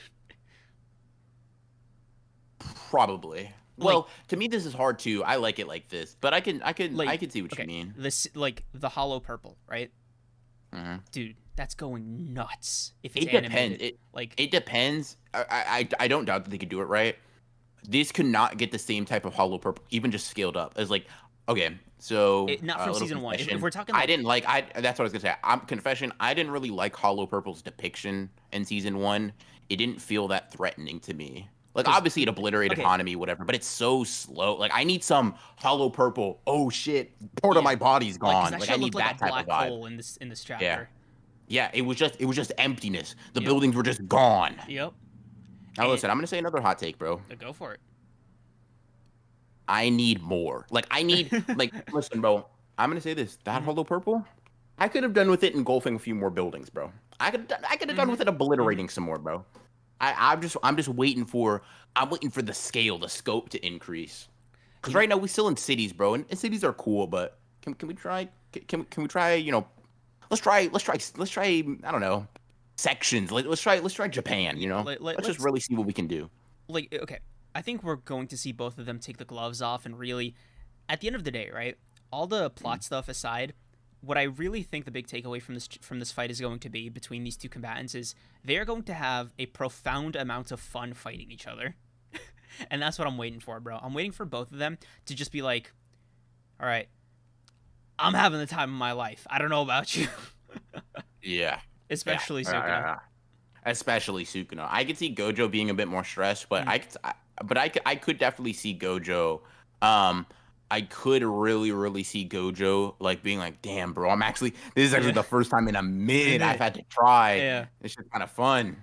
It's like, yo, Sukuna, you wouldn't know this, right? But like the last time I felt like this, I ascended to a new level. Yeah. Bro, unfortunately for you, I got stressed and I got better. Like, that's crazy. And I'm feeling kind of stressed right now, is all I'm saying. Yeah.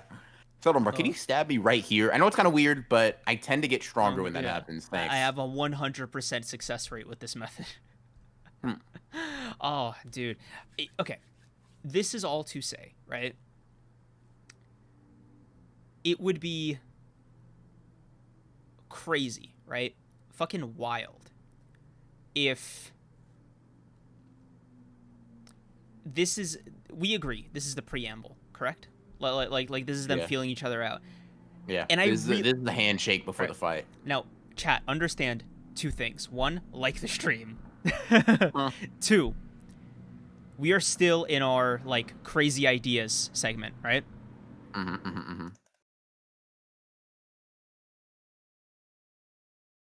What just happened?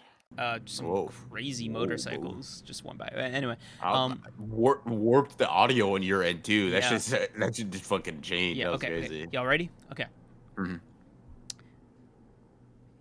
If in kind to Gojo's 200% hollow purple, Sukuna just unleashes Mahoraga.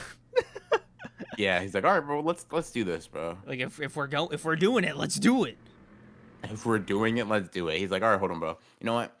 200. He's just like, no, 200% domain expansion, bro. Come on, let's really do it, bro. He just starts chanting. Nah, bro. I can't see Sukuna bring out the 4 arms so he can do the full sign from Malevolent Shrine, bro. I can't see that. I can't see that because I'll literally lose my mind. I'll literally go insane. I'll lose my ability to think. Fucking act like understand, right? We were still like, this is chapter 1 of the fight, right? If Sukuna's next move is domain expansion on some Higuruma shit, I'm gonna lose my mind. Nah, bro. He's like, cool. He other 2 hands show up. All right, so I got something cooler, actually. You ever heard of a domain? Nice to meet you. Yeah, bro. That's gonna be kind of wild, kind of crazy. Okay, but imagine Gojo's Black Flash. I need that expeditiously. Okay, this is one thing Liv said, and I feel like it fits in the crazy idea segment, but it's so hard. Okay, so barrierless domain's better, right? We agree. Cool. And you know how Gojo was asking about like how people were in the beginning of the chapter, like, oh, what were the effects on the people? B5, like, he's like, any effects of the limited void? Like, no, everyone returned to normal, right? Liv was like, okay, what if that's Gojo checking to make sure that calculation was correct, right? So when he makes an open barrier. Oh, you think he just never did it because of the effect? Oh, that's interesting. So like it would. So the idea would be Gojo's like, okay, I know, and this is all Liv, right? But the idea would be like, okay, let me point to domain expansion in the world. Everybody can get some. I gotta take Sukuna down, bro. Hold on, but do you think the way to do that, he can't do it if Sukuna's domain is active, right? He can't do a 0.2. Like, it just wouldn't be in the cards. If you're talking about like still in this like phase 1 of the fight, then I think that's more doable. It would be. I would assume it would be before Sukuna opens his. It doesn't have to necessarily be in phase 1, but it would be like just what's the word I'm looking for? It would be something he sees Sukuna preparing to do or something like that. It could be reactionary. That would also be kind of sick. He like Sukuna's like, all right, bro, I got a domain for you. And he's like, no, not mine first, mine first. I mean, he gets the point two off or some shit. Although the only issue, as I guess I could see Sukuna recovering from it too Yeah, quickly. that's the problem, right? The problem is you also don't want Gojo to lower his guard to go in for some kind of attack Yeah. under because it seems like Sukuna would use that against him. Hmm. Um, yeah, I think a full fat domain is probably best. Yeah. But Um, listen, I'm just gonna say the phrase "point to the world." Nah, mhm. that's crazy. Nah, Oh, that's wild. bro, I had a weird thought, right?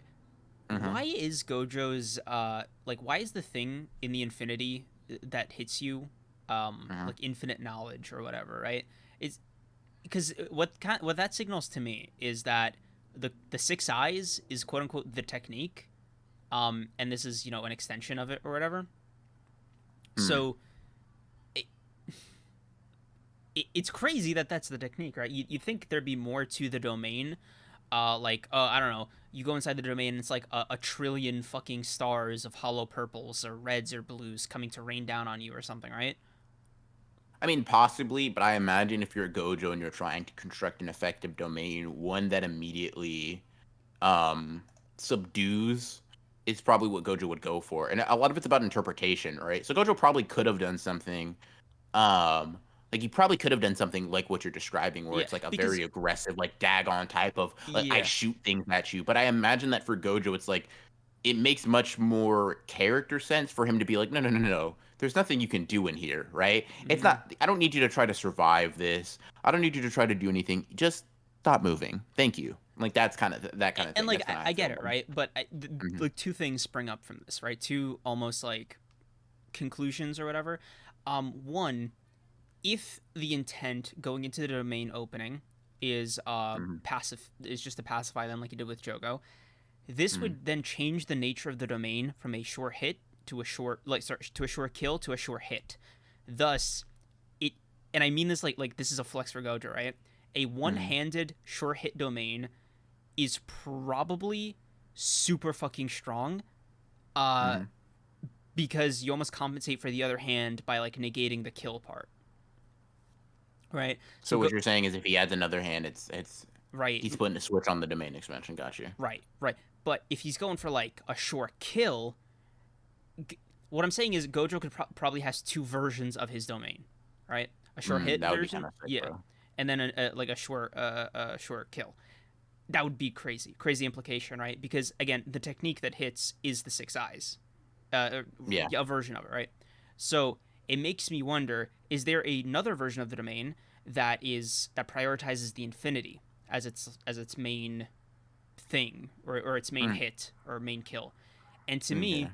that would probably look a lot more violent, like a red, like a blue, like a purple coming out of nowhere. So Mm. yeah, Yeah. I think there's more to Gojo's domain. I think there's more to Gojo's techniques, and I've been seeing discussion about that. But yeah, I'm curious. What do you think of like the domain thing first before we get into like if Gojo has any more techniques at his disposal?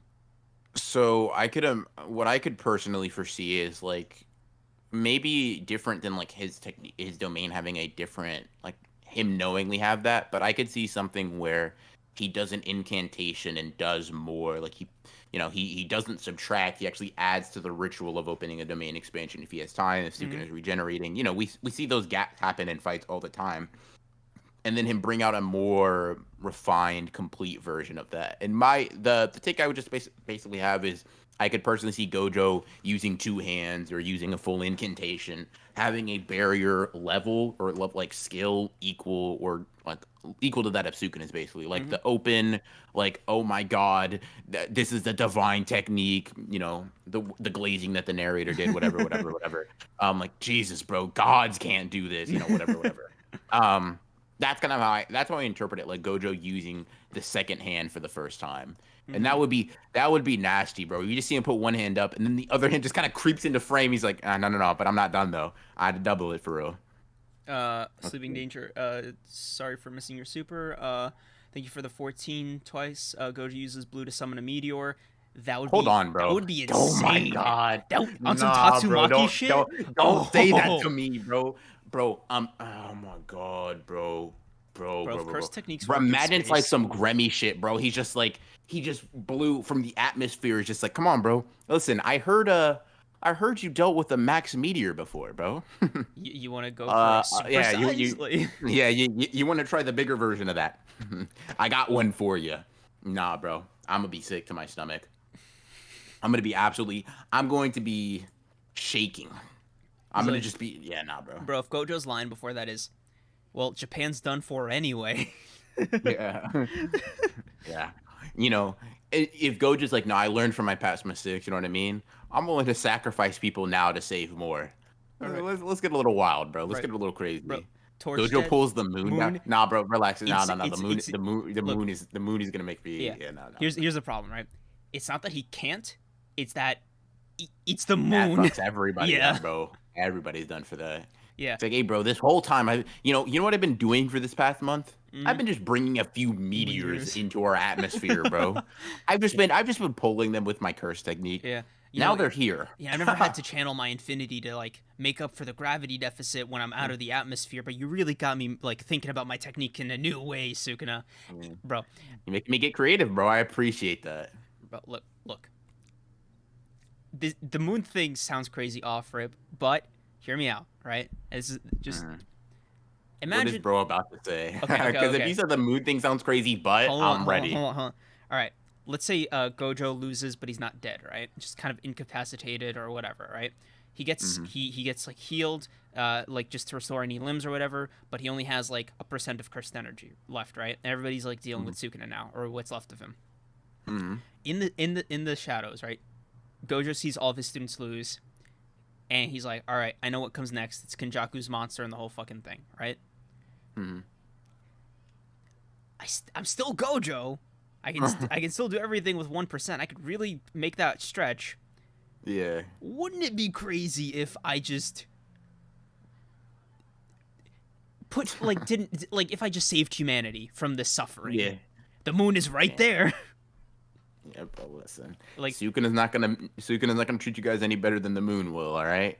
Bro, no, that's crazy. That's a crazy fucking statement. I know. It just just imagine Gojo's like, all right, guess humanity's fucked. Might as well take him out quick before the monster gets to him. Yeah. Where's the idea that Gojo has more techniques back against the wall in Shibuya? He busted out a 0.2 domain. Yeah, for sure. I mean, there's that. There's also like a lot of my implication is okay. You send out Hollow Purple. That was something Keenan just said. You send out Hollow Purple as like a. Also, I think we got a super charge. Yeah, Marcus MC. Marcus MC. Thank you for the 5. Do you guys think Sukuna has more techniques and abilities we haven't seen? Yeah, 100%. Yeah. I think so. Sukuna definitely does, especially with the fire ability and all that. Yeah, but Gojo's the one. Yeah. Gojo's the one. But I think the thing that gets me is like, okay, unless you think Gojo is like domain is the next move, to me bringing out Hollow Purple implies that there is something he thinks there's something beyond that, right? For him. And the fact that he thinks there's something beyond that, and we know that red and blue are not stronger than that, well, you know, maybe he's gonna spam Hollow Purples, or maybe he's got something different, bro. Maybe he's gonna have something different. That's all I'm saying. What do you think he could have, right? Like if we're getting into the nitty gritty, because like I think lime green, bro. Oh my god, you think it's more colors? See, that's interesting because I was like, okay, explaining away Gojo's confidence, right? Gojo more than anybody knows, like if we're assuming he's working under the same knowledge as the reader, right? And not like he doesn't have his own secrets as a character, right? Just what we know he knows, right? He has like 4 abilities. Yeah. And so it's like, hey man, I appreciate you. Those 4 abilities take you a really long way against 99.999% of opponents. But this is that 0.00001. Like, you got a 5th? You got a 5th, bro? It really depends. I think a lot of Gojo's like abilities are really like physics related, obviously. At least taken to a, what's the word I'm looking for, to like a fictional level. I am not smart enough to know like off the top of my head how that could, like how what he has can be manipulated. But I assume that maybe rather than a new technique, because like how should I put this? red, blue, purple, and infinity are all just one technique. That's the limitless, Mm-hmm. right? That's the same ability. So what I'm assuming is that rather than literally have a separate curse technique like he's Yuta, I imagine that it would be a different application of the limitless and or the six eyes. Like that would be my guess. Interesting. So you think it's Yeah. going to be an extension with like more colors or whatever? It doesn't have to be more colors. I think the colors is a meme. Although I would be down for lime green, but I do think it's going to be it's going to be like some sort of um different interpretation or something. Like maybe I don't know, bro. Prison Realm, time. I don't know what you think. I don't know, Oh, I've been seeing but Rainbow whatever. a lot. That'd be hilarious. Rainbow would be hilarious, bro. It would fit his character too. Mm-hmm. But he's only got to use that on Kinjaku, bro. That's gonna connect him and Geto for real. You know, Nah, but let's see. because like I was thinking about like what alternative like things Gojo could have up his sleeve, and I was really mulling it over, and I was what's the number, right? Like because with Sukuna he can sort of assimilate new ones. He's got all of Megami Shikigami and blah blah blah, right? Mm-hmm. And I think you and I basically agree that the basic way Sukuna is even standing a chance in this fight, right, is Mahoraga. Like, yes, I think being able to adapt to phenomena. Yeah, for sure. like his domain, sure, but like it's mainly Mahoraga, and so like it's been driving me crazy that it's like, okay, what does Gojo have to deal with Mahoraga? Because that's the thing that keeps eating away at me, right? That's why I can't be confident that Gojo is going to be like really scrapping with Sukuna, like long term, right? And I want it to be like that 15 chapter run, like epic that you mentioned, right? You know, knock wood.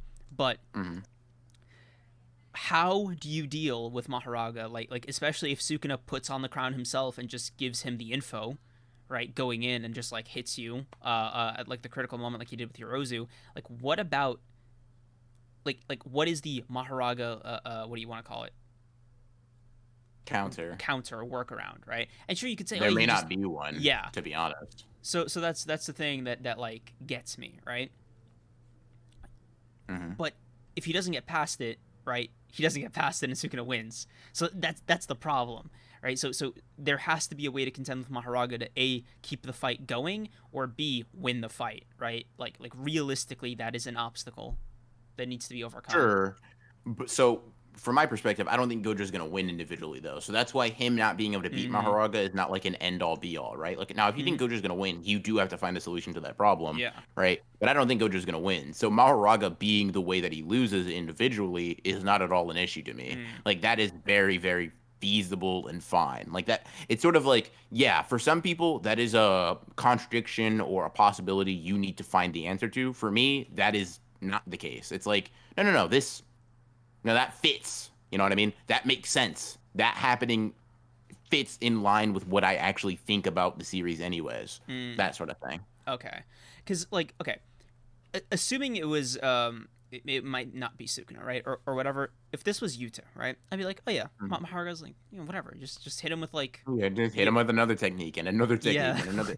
Bro, take his technique and adapt to the adapting technique, And it's weird that I have this, like... a calmness if Yuta was in the situation with Mahoraga, but like with Gojo, it's like, hey, bro, maybe sit this one out, you know, let Yuta take care of this one, and then you just kind of clean up what's after, right? Yeah. Because if a 10 Shadows user has taken out an Awakened 6 Eyes user like Gojo before, presumably with Mahoraga, then it's like, know thy limits, you know? The idea, though, is that they took each other out. So the question kind of comes to be where, well, a Gojo clan member has to have had something to fight back against. You know what I mean? Right. For sure. Like, you don't get a double... Well, maybe the double suicide is just Mahoraga killing him. That's what I was thinking, because it's never been tamed before, so it probably... That'd actually be fucking hilarious. It's like, no, bro, the Six Eyes user did not at all win. The Mahoraga just killed the other guy. So it's like, you know... It's not an insignificant obstacle. And again, insane if next chapter is like, guess what, bro? Hollow Purple, meet Mahoraga. Let's go. Do it again. Yeah. Yeah, no, bro, shoot that shit again. I could see Gojo. I mean, I don't know if we're saying that he's wary for it, like, or he's like aware that that's gonna happen, or like trying to avoid that. I mean, I could see him trying to avoid using his technique against Sukuna, Mm-hmm. putting him in At least like when a the precarious crown's on. situation. Yeah, at least when the crown's on. Putting him in a precarious situation, but one that like it's not the worst case scenario, right? If Mm-hmm. he decides he has to fight, if he has to fight Sukuna with hands and save his technique for a finishing blow, that's just what he's got to do, right? Right. Um, the idea would maybe be that like, yeah, he's making Gojo fight handicapped, but Gojo still has an ace in the hole eventually, that type of thing. Yeah. So it brings up an interesting point. What if Mahoraga's weakness is that it can't adapt to multiple attacks simultaneously? Now that would be a good workaround, but Gojo doesn't really have yeah, to. that's the So problem, right? Like, the issue is like this, right? It depends on your mm, interpretation, but yeah. I personally think that Mahoraga adapts to the type of technique, not the technique, right? Mm, So when Sukuna says like, oh yeah, if it just adapted to dismantle, I can't remember if it's cleave or not, right? But mm. he's like, if it just adapted to one of my slashing techniques, that's fine. But if it adapted to slashing techniques in general, General, then it'll that's be a problem. healing soon. Yeah. And it comes back up, it starts healing, and then he shoots the fire arrow, right? Uh-huh. Which makes me think that like if you hit Mahoraga with red or blue, it understands either one, right? Like spawning blue on it and red on it don't really mean much because they're the same type of technique, right? Maybe purple's different because it's a Because then it would combination adapt to even the that limitless, right? yeah, It it should would react to the phenomena that like these techniques cause. yeah, the manipulation like it may adapt to just space manipulation to that degree or Yeah. whatever. Um and it doesn't have to be that like Mahoraga takes no damage, but it could be that you can like see it before it spawns or something like how we saw with Dismantle and Cleave or whatever. Mm-hmm. Um Yeah. It's annoying, right? Because like either way, right? Yuta, easy work for him, you know? yeah. Damn, bro, you really adapted to my 74th technique. Yeah. Well, let me bring out my 75th. Here, I got you. Oh my god. Like it's it's almost to Gojo's detriment that his like base powers are so broken Mm, because they do not I think lend themselves well to an opponent who can kind of overcome the inherent like damage caused by the techniques, right? Um, yeah. wait, on that note, do you think Mahoraga So adapted to slashing techniques in general, or do you think it was dismantle? I personally think it was slashing techniques in general. I think it was adapting to that. So why take damage Now, at all from the domain? You know. well, because he can take. Okay, so I'll put it like this, right? He So you adapts. think Remember amounts when and he? speed matter? Yes, I Interesting. think Mahoraga can still take damage from the things he adapts to. They just can't kill him anymore. Mm, Um, so it's like, and I say that because Sukuna slashes, right?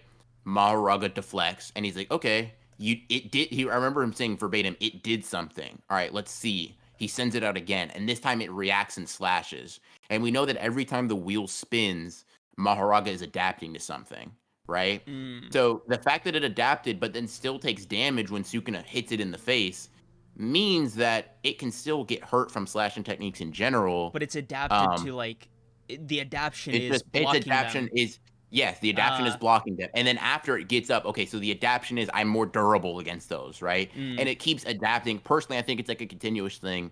I think that may be a limitation for Mahoraga, as well as like multiple techniques. It may just be the adaptation is not quite literally I can never be hurt by it, but it's more like the specific way in which you use this is no longer works, right? Damn, I couldn't see that before. That's why it hit me. Now I can see it. Now I can deflect it. Damn, this nearly cut me in half. All right, now I've adapted. Now that shit won't happen. And the only reason it did it again is because of the domain expansion, or whatever. mm. Um, Liv also mentioned too, that like if the Utahime amp effect is still on, Mahoraga might not be able to adapt because technically anything that Gojo does is two techniques, and it's a technical way, but it's Mm. like Utahime's technique is on that technique as well, if that makes sense. So Yeah, like an amp purple is two techniques. Which one does it adapt yeah. to? This If she, hold on. mm, This actually leads me to another potential weakness, and that is let's assume right he's still amped on this 200% thing. mm, Mahoraga is not Sukuna, right? So that's probably gonna yeah, destroy it, right? yeah, he could Yeah, probably just kill it anyways, right. for sure. but what happens if he destroys it, right? Like, because it's not a ritual, right? Because Megumi always used it as like part of the ritual. So the first thing it did Mhm. was like, It probably would just be gone. It would, but but it he would can adapt resummon. into Yeah, one of the other Shikigami. right. Well, he can't resummon it if it's a Shikigami. It would just it would Oh do that thing where they yeah, fuse, so it would fuse. fuse Yeah, into another Shikigami. Now, the thing is, we don't know if it would retain its technique though, and the reason yeah. I say that is because like the snake fused into the Toad Shikigami, but obviously it doesn't have the same properties as before. True. It So gained new maybe ones. Yeah. if he's lucky, Mahoraga will the technique is just gone, right? But if he's unlucky, well, he just gave fucking New Way the ability to Yeah. react to anything, I whatever, mean, whatever. But bro, yeah, honestly, if I'm thinking right, if I'm Gojo, I'm like the first Shikigami that I have to kill, like straight up like Maul, Mhm. is the deer, right? You think so? Because that just heals Sukuna, I think, for a much Without the amount, yeah, with that yeah cheaper, yeah cheaper for cheaper sure. yeah. So I think Mm-hmm. getting rid of that is like a good way to just really like grind out the battle of attrition. Mm-hmm. And then you deal with Mahoraga after the fact. But I think, by the way, combining if you combine those two, I can't imagine that it would be a case where like both things get adapted. I feel like maybe a condition, or I guess a penalty for Megumi letting one of his Shikigami die is sure he can still combine it with another one. It is just at the cost of both their techniques. Yeah.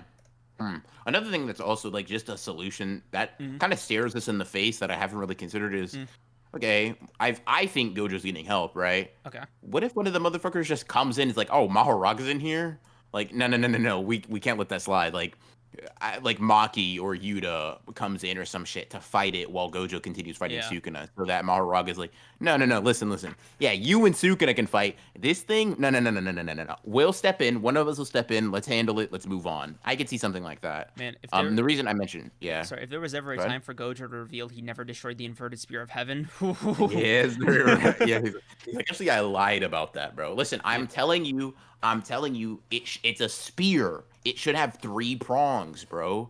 It yeah, only had 2. it's Let me find out. Gojo found the last one, and he gave it to a Tamaki, goat. Tamaki, No, bro. bro. Listen, bro. I listen. Maki's cool and all. Give it to Miwa. We Oh know my she's god, gonna take care of it, bro.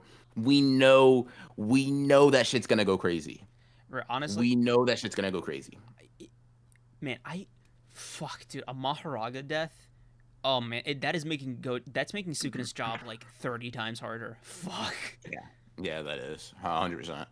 UG body swaps with Mahoraga. that'd be hilarious. Yikes. That would be so funny. What the fuck am I right now? I can just imagine Mahoraga trying to like backhand people and Maki shows up like, listen, you're not the Shikigami anymore. All right. You're just in some guy's body. That's it. Some guy. Um Oh some guy. Yeah. god. So overall, what did you think of the chapter?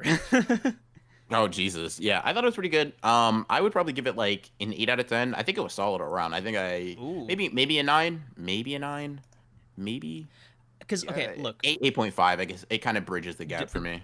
I think there was a mistake here. You're the contender is kind of a raw line to end on. Listen, I agree. I agree. I This chapter was hard. 8.5, bro. 8.5 is a good score, bro. Because Hmm. the thing is, here's the thing. I can't give it 2 hour score because if Gege cooks, I need the chat to know what the difference is between Gege Ah, doing good and Gege cooking, bro. I need no. I'm gonna say resolute. It's an 8 out of 10 because I need y'all to know the difference between Gege and Gege Akutami, bro. You guys gotta understand the difference, bro. My coming back is all I need. My coming back would literally, I think inappropriate would make timing, but I think would make my life better. I think, personally. But yeah, definitely not now, but sometime I'll be down. Let's yeah, see. after everything's died off, Yuji just awakened to soul technique. I don't think Mahito wants smoke with that guy. Yeah.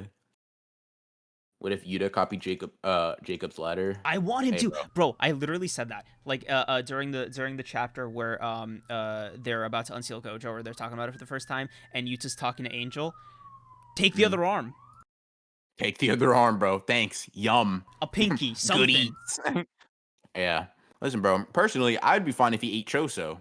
Like, bro, just go ahead, get blood bro. Yuta blood manipulation, bro. Listen. Just give me a Yuta flowing red scale stack. Nah, just get all the Bro, techniques, that bro. would You know be what? I'm tired of pretending like I don't want him with all the techniques. Give it to him. Because, bro, is Choso going to utilize this technique better than Yuta? No. That's true. That's Come true. on, bro. Bro, yeah, honestly, if there was a piece of Naya still around, take projection Bro, that's source. what I'm saying. That's what I'm saying, bro. Hey, Oh, listen, Hikari. I would be like, hey, bro, tell me how you get so lucky, and then go into jackpot, and then give me a fucking finger. yeah, you'll regrow it. It's no problem. Yeah, you'll regrow it, bro. Like that's not an issue. I'm going to need to Bro, have that. a Jackpot jackpotted Yuta makes me Bro, disgusted. a jackpotted Yuta with the link to Rika active. Oh my god. And the technique. Oh my Oh god, bro. Listen. Oh. Yeah, I could see like, bro, Kenjaku is fucking capping. Like yes, Yuta is the next step. Like, what the fuck is he talking about? Listen, I'm not worried about him. Yeah, okay, buddy. Yeah, all right, bro. Let him get his honored moment. Let him wake up and be like, "You're so right. You're finished." That's what I'm gonna say. God. Oh man. A lot Jackpot would be insanity, bro. All right. Let me ask you this real quick before we close out, because you got me on this rank. You can give Yuta, right, one technique. He can have this technique added to his arsenal, right? Okay. This is the only one he can have added from here on out. Okay. Which technique are you giving him in JJK that he doesn't already have? Jacob's ladder. Easily. Jacob's ladder over everything else. Yeah. Let me explain, right? Okay.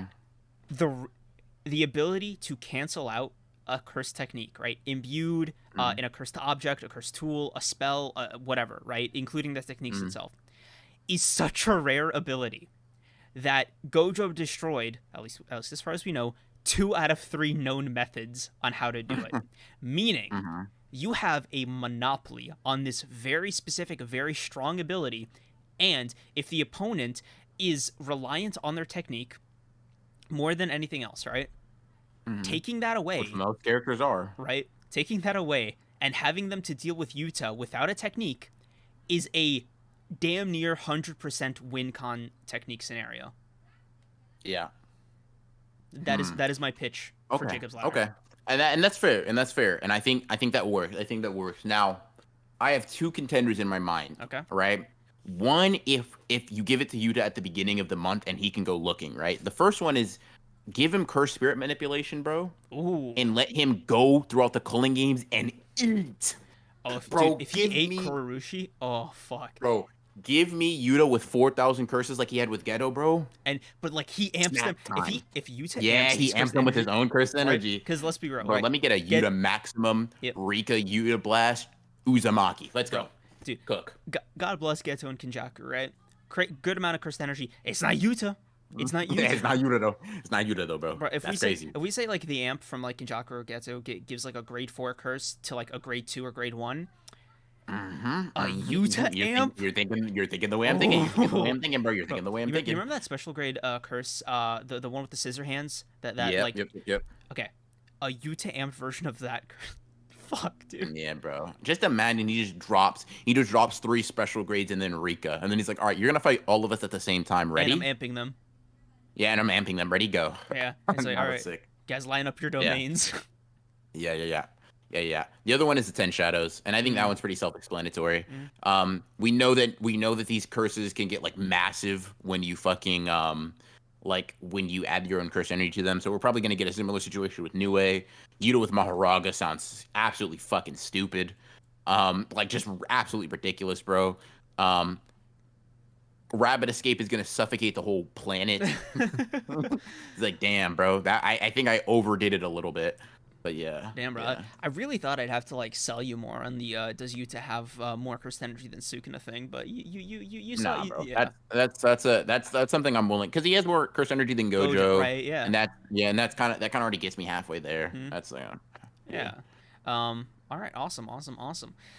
Oh, by the way, this is such a small thing, has nothing to do with the chapter, but it's still about JJK, right? So you remember that fight with Ishigori, where it was stated that Ishigori's blasts were stronger than Yuta's when he fought against Geto and Zero? It was just stronger than his max output, yeah. Right.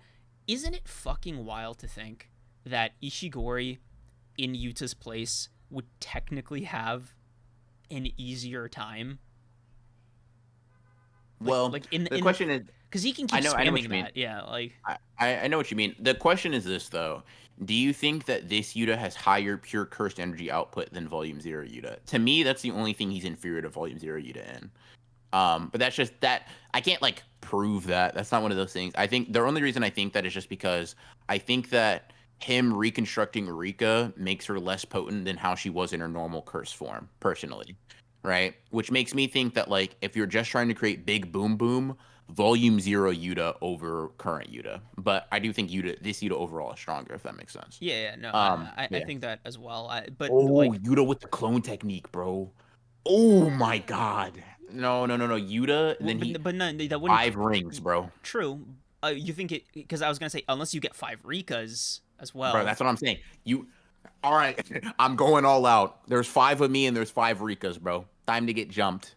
Yeah. Time to get trounced. Oh man, you can eat so many, dude. It's kind of crazy that Yuta doesn't like feed Rika more. Because if I'm Yuta, every Honestly, fight I'm like time to get a new one. Or maybe, listen, bro, this would be nice. This would be a nice way to keep him in the game in a way that maybe people hadn't considered. Maybe Yuta was holding back more in Sendai Colony than we previously thought. Maybe. Like, that could be very possible.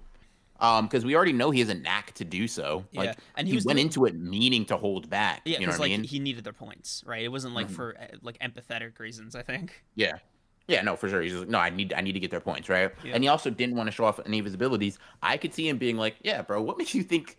Let me see. Like, listen, bro, I was just unwilling to show everything else no matter what, right? There's no way you guys were going to push me that far. I really didn't want to use reverse curse technique, but you guys were pretty strong, so you pushed me. Yeah. But I actually have 5 more techniques, guys, and these are some pretty special ones. Honestly, fuck, dude. I'm thinking, right? If I'm Yuta, right? I'm doing it like I'm a Pokemon master. You know what I mean? like, oh, you want the smoke? Give me your arm. And then it's like, boom, new technique. The golden technique, right? If I'm Yuta, right? Assuming Rika has some kind of limit on her storage, I'm getting like a technique that allows for storing other curse techniques, right? I'm looking for like the one for all of techniques. Yeah. Yeah, bro, come on. Yep. It's like, come on, let's go find some shit. Let's go hunting. Bro, so, sometimes I forget that Yuta was the fucking protagonist. I'm like, oh yeah, I could see how, he would be there. Yeah. Someone brought up, why can't Yuta just eat the remaining finger of Sukuna? If Gojo has it, well, that would be disgusting. It's a cursed object, right? Like the whole point is. Yeah, that's true too. Yeah. And keep in mind, right? We're shitting ourselves because of a Megami amped Sukuna, right? Or a Sukuna amp, or whatever, right? If it was Yuta, bro. I don't want to see Yuta, bro. I don't want to see Yuta, bro. No, no, thank you. Like, bro, I love Gojo. No way. Not that happening. The fight would be a formality. Yeah, bro. A Sukuna enhanced Rika? Are you serious? No. What'd you just say to me? You're the king and queen of curses united. Fuck no. Yeah, no thanks. Like, no thanks. Yeah. No, thank you. For the a narration where for the next 5 minutes Yuta is the strongest alive. I would dude, I don't know what I would do. I don't know what I think. My brain just short-circuited thinking about the scenario, so that should give you a hint, an inkling as to what I would do if I saw that on paper. I'm legitimately not. Use his potential during this fight, man. Man, bro. He can Yuta can leapfrog. He can leapfrog. Listen, bro. He don't have to have the second. He don't have to have the second strongest in his title anymore. That's all I'm gonna say. Bro, he can hopscotch over both of them. Be like, bro. And thus a new record was formed by Yuta Okotsu. Not only is he the strongest modern day sorcerer, he is now the strongest sorcerer in history. He's the strongest sorcerer to ever live. Let's go, bro. Oh fuck, man. But yeah, pretty hype chapter. I think by our reactions, you and I got really, the possibilities are kind of endless here. But yeah, exciting fight. Can't wait to see how the rest of it goes. Again, I'm placing my bets here. But if Sukuna responds in kind with like a Mahoraga or a fucking Malevolent Shrine next chapter, I'm gonna lose my mind. Yeah, bro. I'm already sick at the agendas going back and forth, bro. I just know they're going to be. I know it's gonna be like, bro, Sukuna blitz Gojo. No, Gojo blitz. Yeah, it's gonna be interesting, bro. This is how I know. Bro, this fucking podcast. You and I have just said the most off the wall ideas, and only 20% of them may be implausible. Yeah. Ooh, man, Gege has. he's preparing a feast, or he better be. Knock wood. Oh, Yeah. oh man, that. Yeah, not good, bro. Yeah. But I think as far as structure goes, kind of light flashback for the characters that appear on screen. Kind of digging it. With Gakuganji and she. Oh my god, I forgot his name. Oh my god. Oh, Ichichi? Ichichi, yeah. Yeah. Yeah. Yeah, we get like little glimpses of that, and then the fight. I think that's a solid structure. I think I'm down for it. Yeah, I think so. Yeah. I think it's solid. Agenda Kaisen will be fun next week. Yeah, Yep. this will be something, bro. Man, it's another thing, and I want this to be like the thing we end on, right? I just want to say, it is so funny. BR and I have had this like oath or whatever, right? That we'd never read the scans for JJK or like any of the other manga we review on the podcast, and just stick to the officials, right? I think ever since Binding Bell snapped in half, like it, not of our own choice, by the way. It's almost like we can't anymore. We've been for like, listen, bro. I'm going to see the entire contents of the chapter by Friday, whether I want to or not. Bro, I have seen legitimately like half the chapter in scans, still in Japanese. Yeah. Like bro. Twitter has zero chill. Like people don't even do the spoiler tags that much anymore. No, bro, they don't. They really don't. And so when I mute shit every week, I just see, damn, Sukuna did this, motherfucker. How did you break past? And the thing is, I have probably like 150 people blocked that have spoiled me before, and they just keep coming out the woodworks, bro. They keep just appearing in front of my vision. It's crazy. It's wild. So yeah, it sucks, but I think for My Hero and Black Clover, you and I are still official, right? I don't think, But for JJK, I'm dying to read My Hero and Black Clover, bro. Okay. I'm curious, because you and I haven't had a chance to really discuss it. Are you spoilers, like text spoilers, scans still in Japanese, or scans. So full scans like English. TCB. Okay. Because like the thing is, I can't enjoy text spoilers, bro. That shit will ruin my fucking. I'm like, what the hell is this, bro? Oh my god, bro. Gojo threw a punch at Sukuna and it landed. Like, what are we doing here? Crazy, yeah. I don't want. If I wanted to read a novel, bro, Percy Jackson is right there. All right. If I want to read manga, I'm gonna wait till the TCB scans come out, and then I'm gonna cook. That's all. Yeah, because like I saw this new variant of these English scans that I think you showed me one of them, right? Where it was like the raw scans but translated in English, and I just don't know what to think of that. Right? I'm like, bro, it's crazy. People are just JJK has just reached a point where that's the way you got to read the series first, like, or you have to remove, or like this is a valid thing. You have to remove yourself from the internet.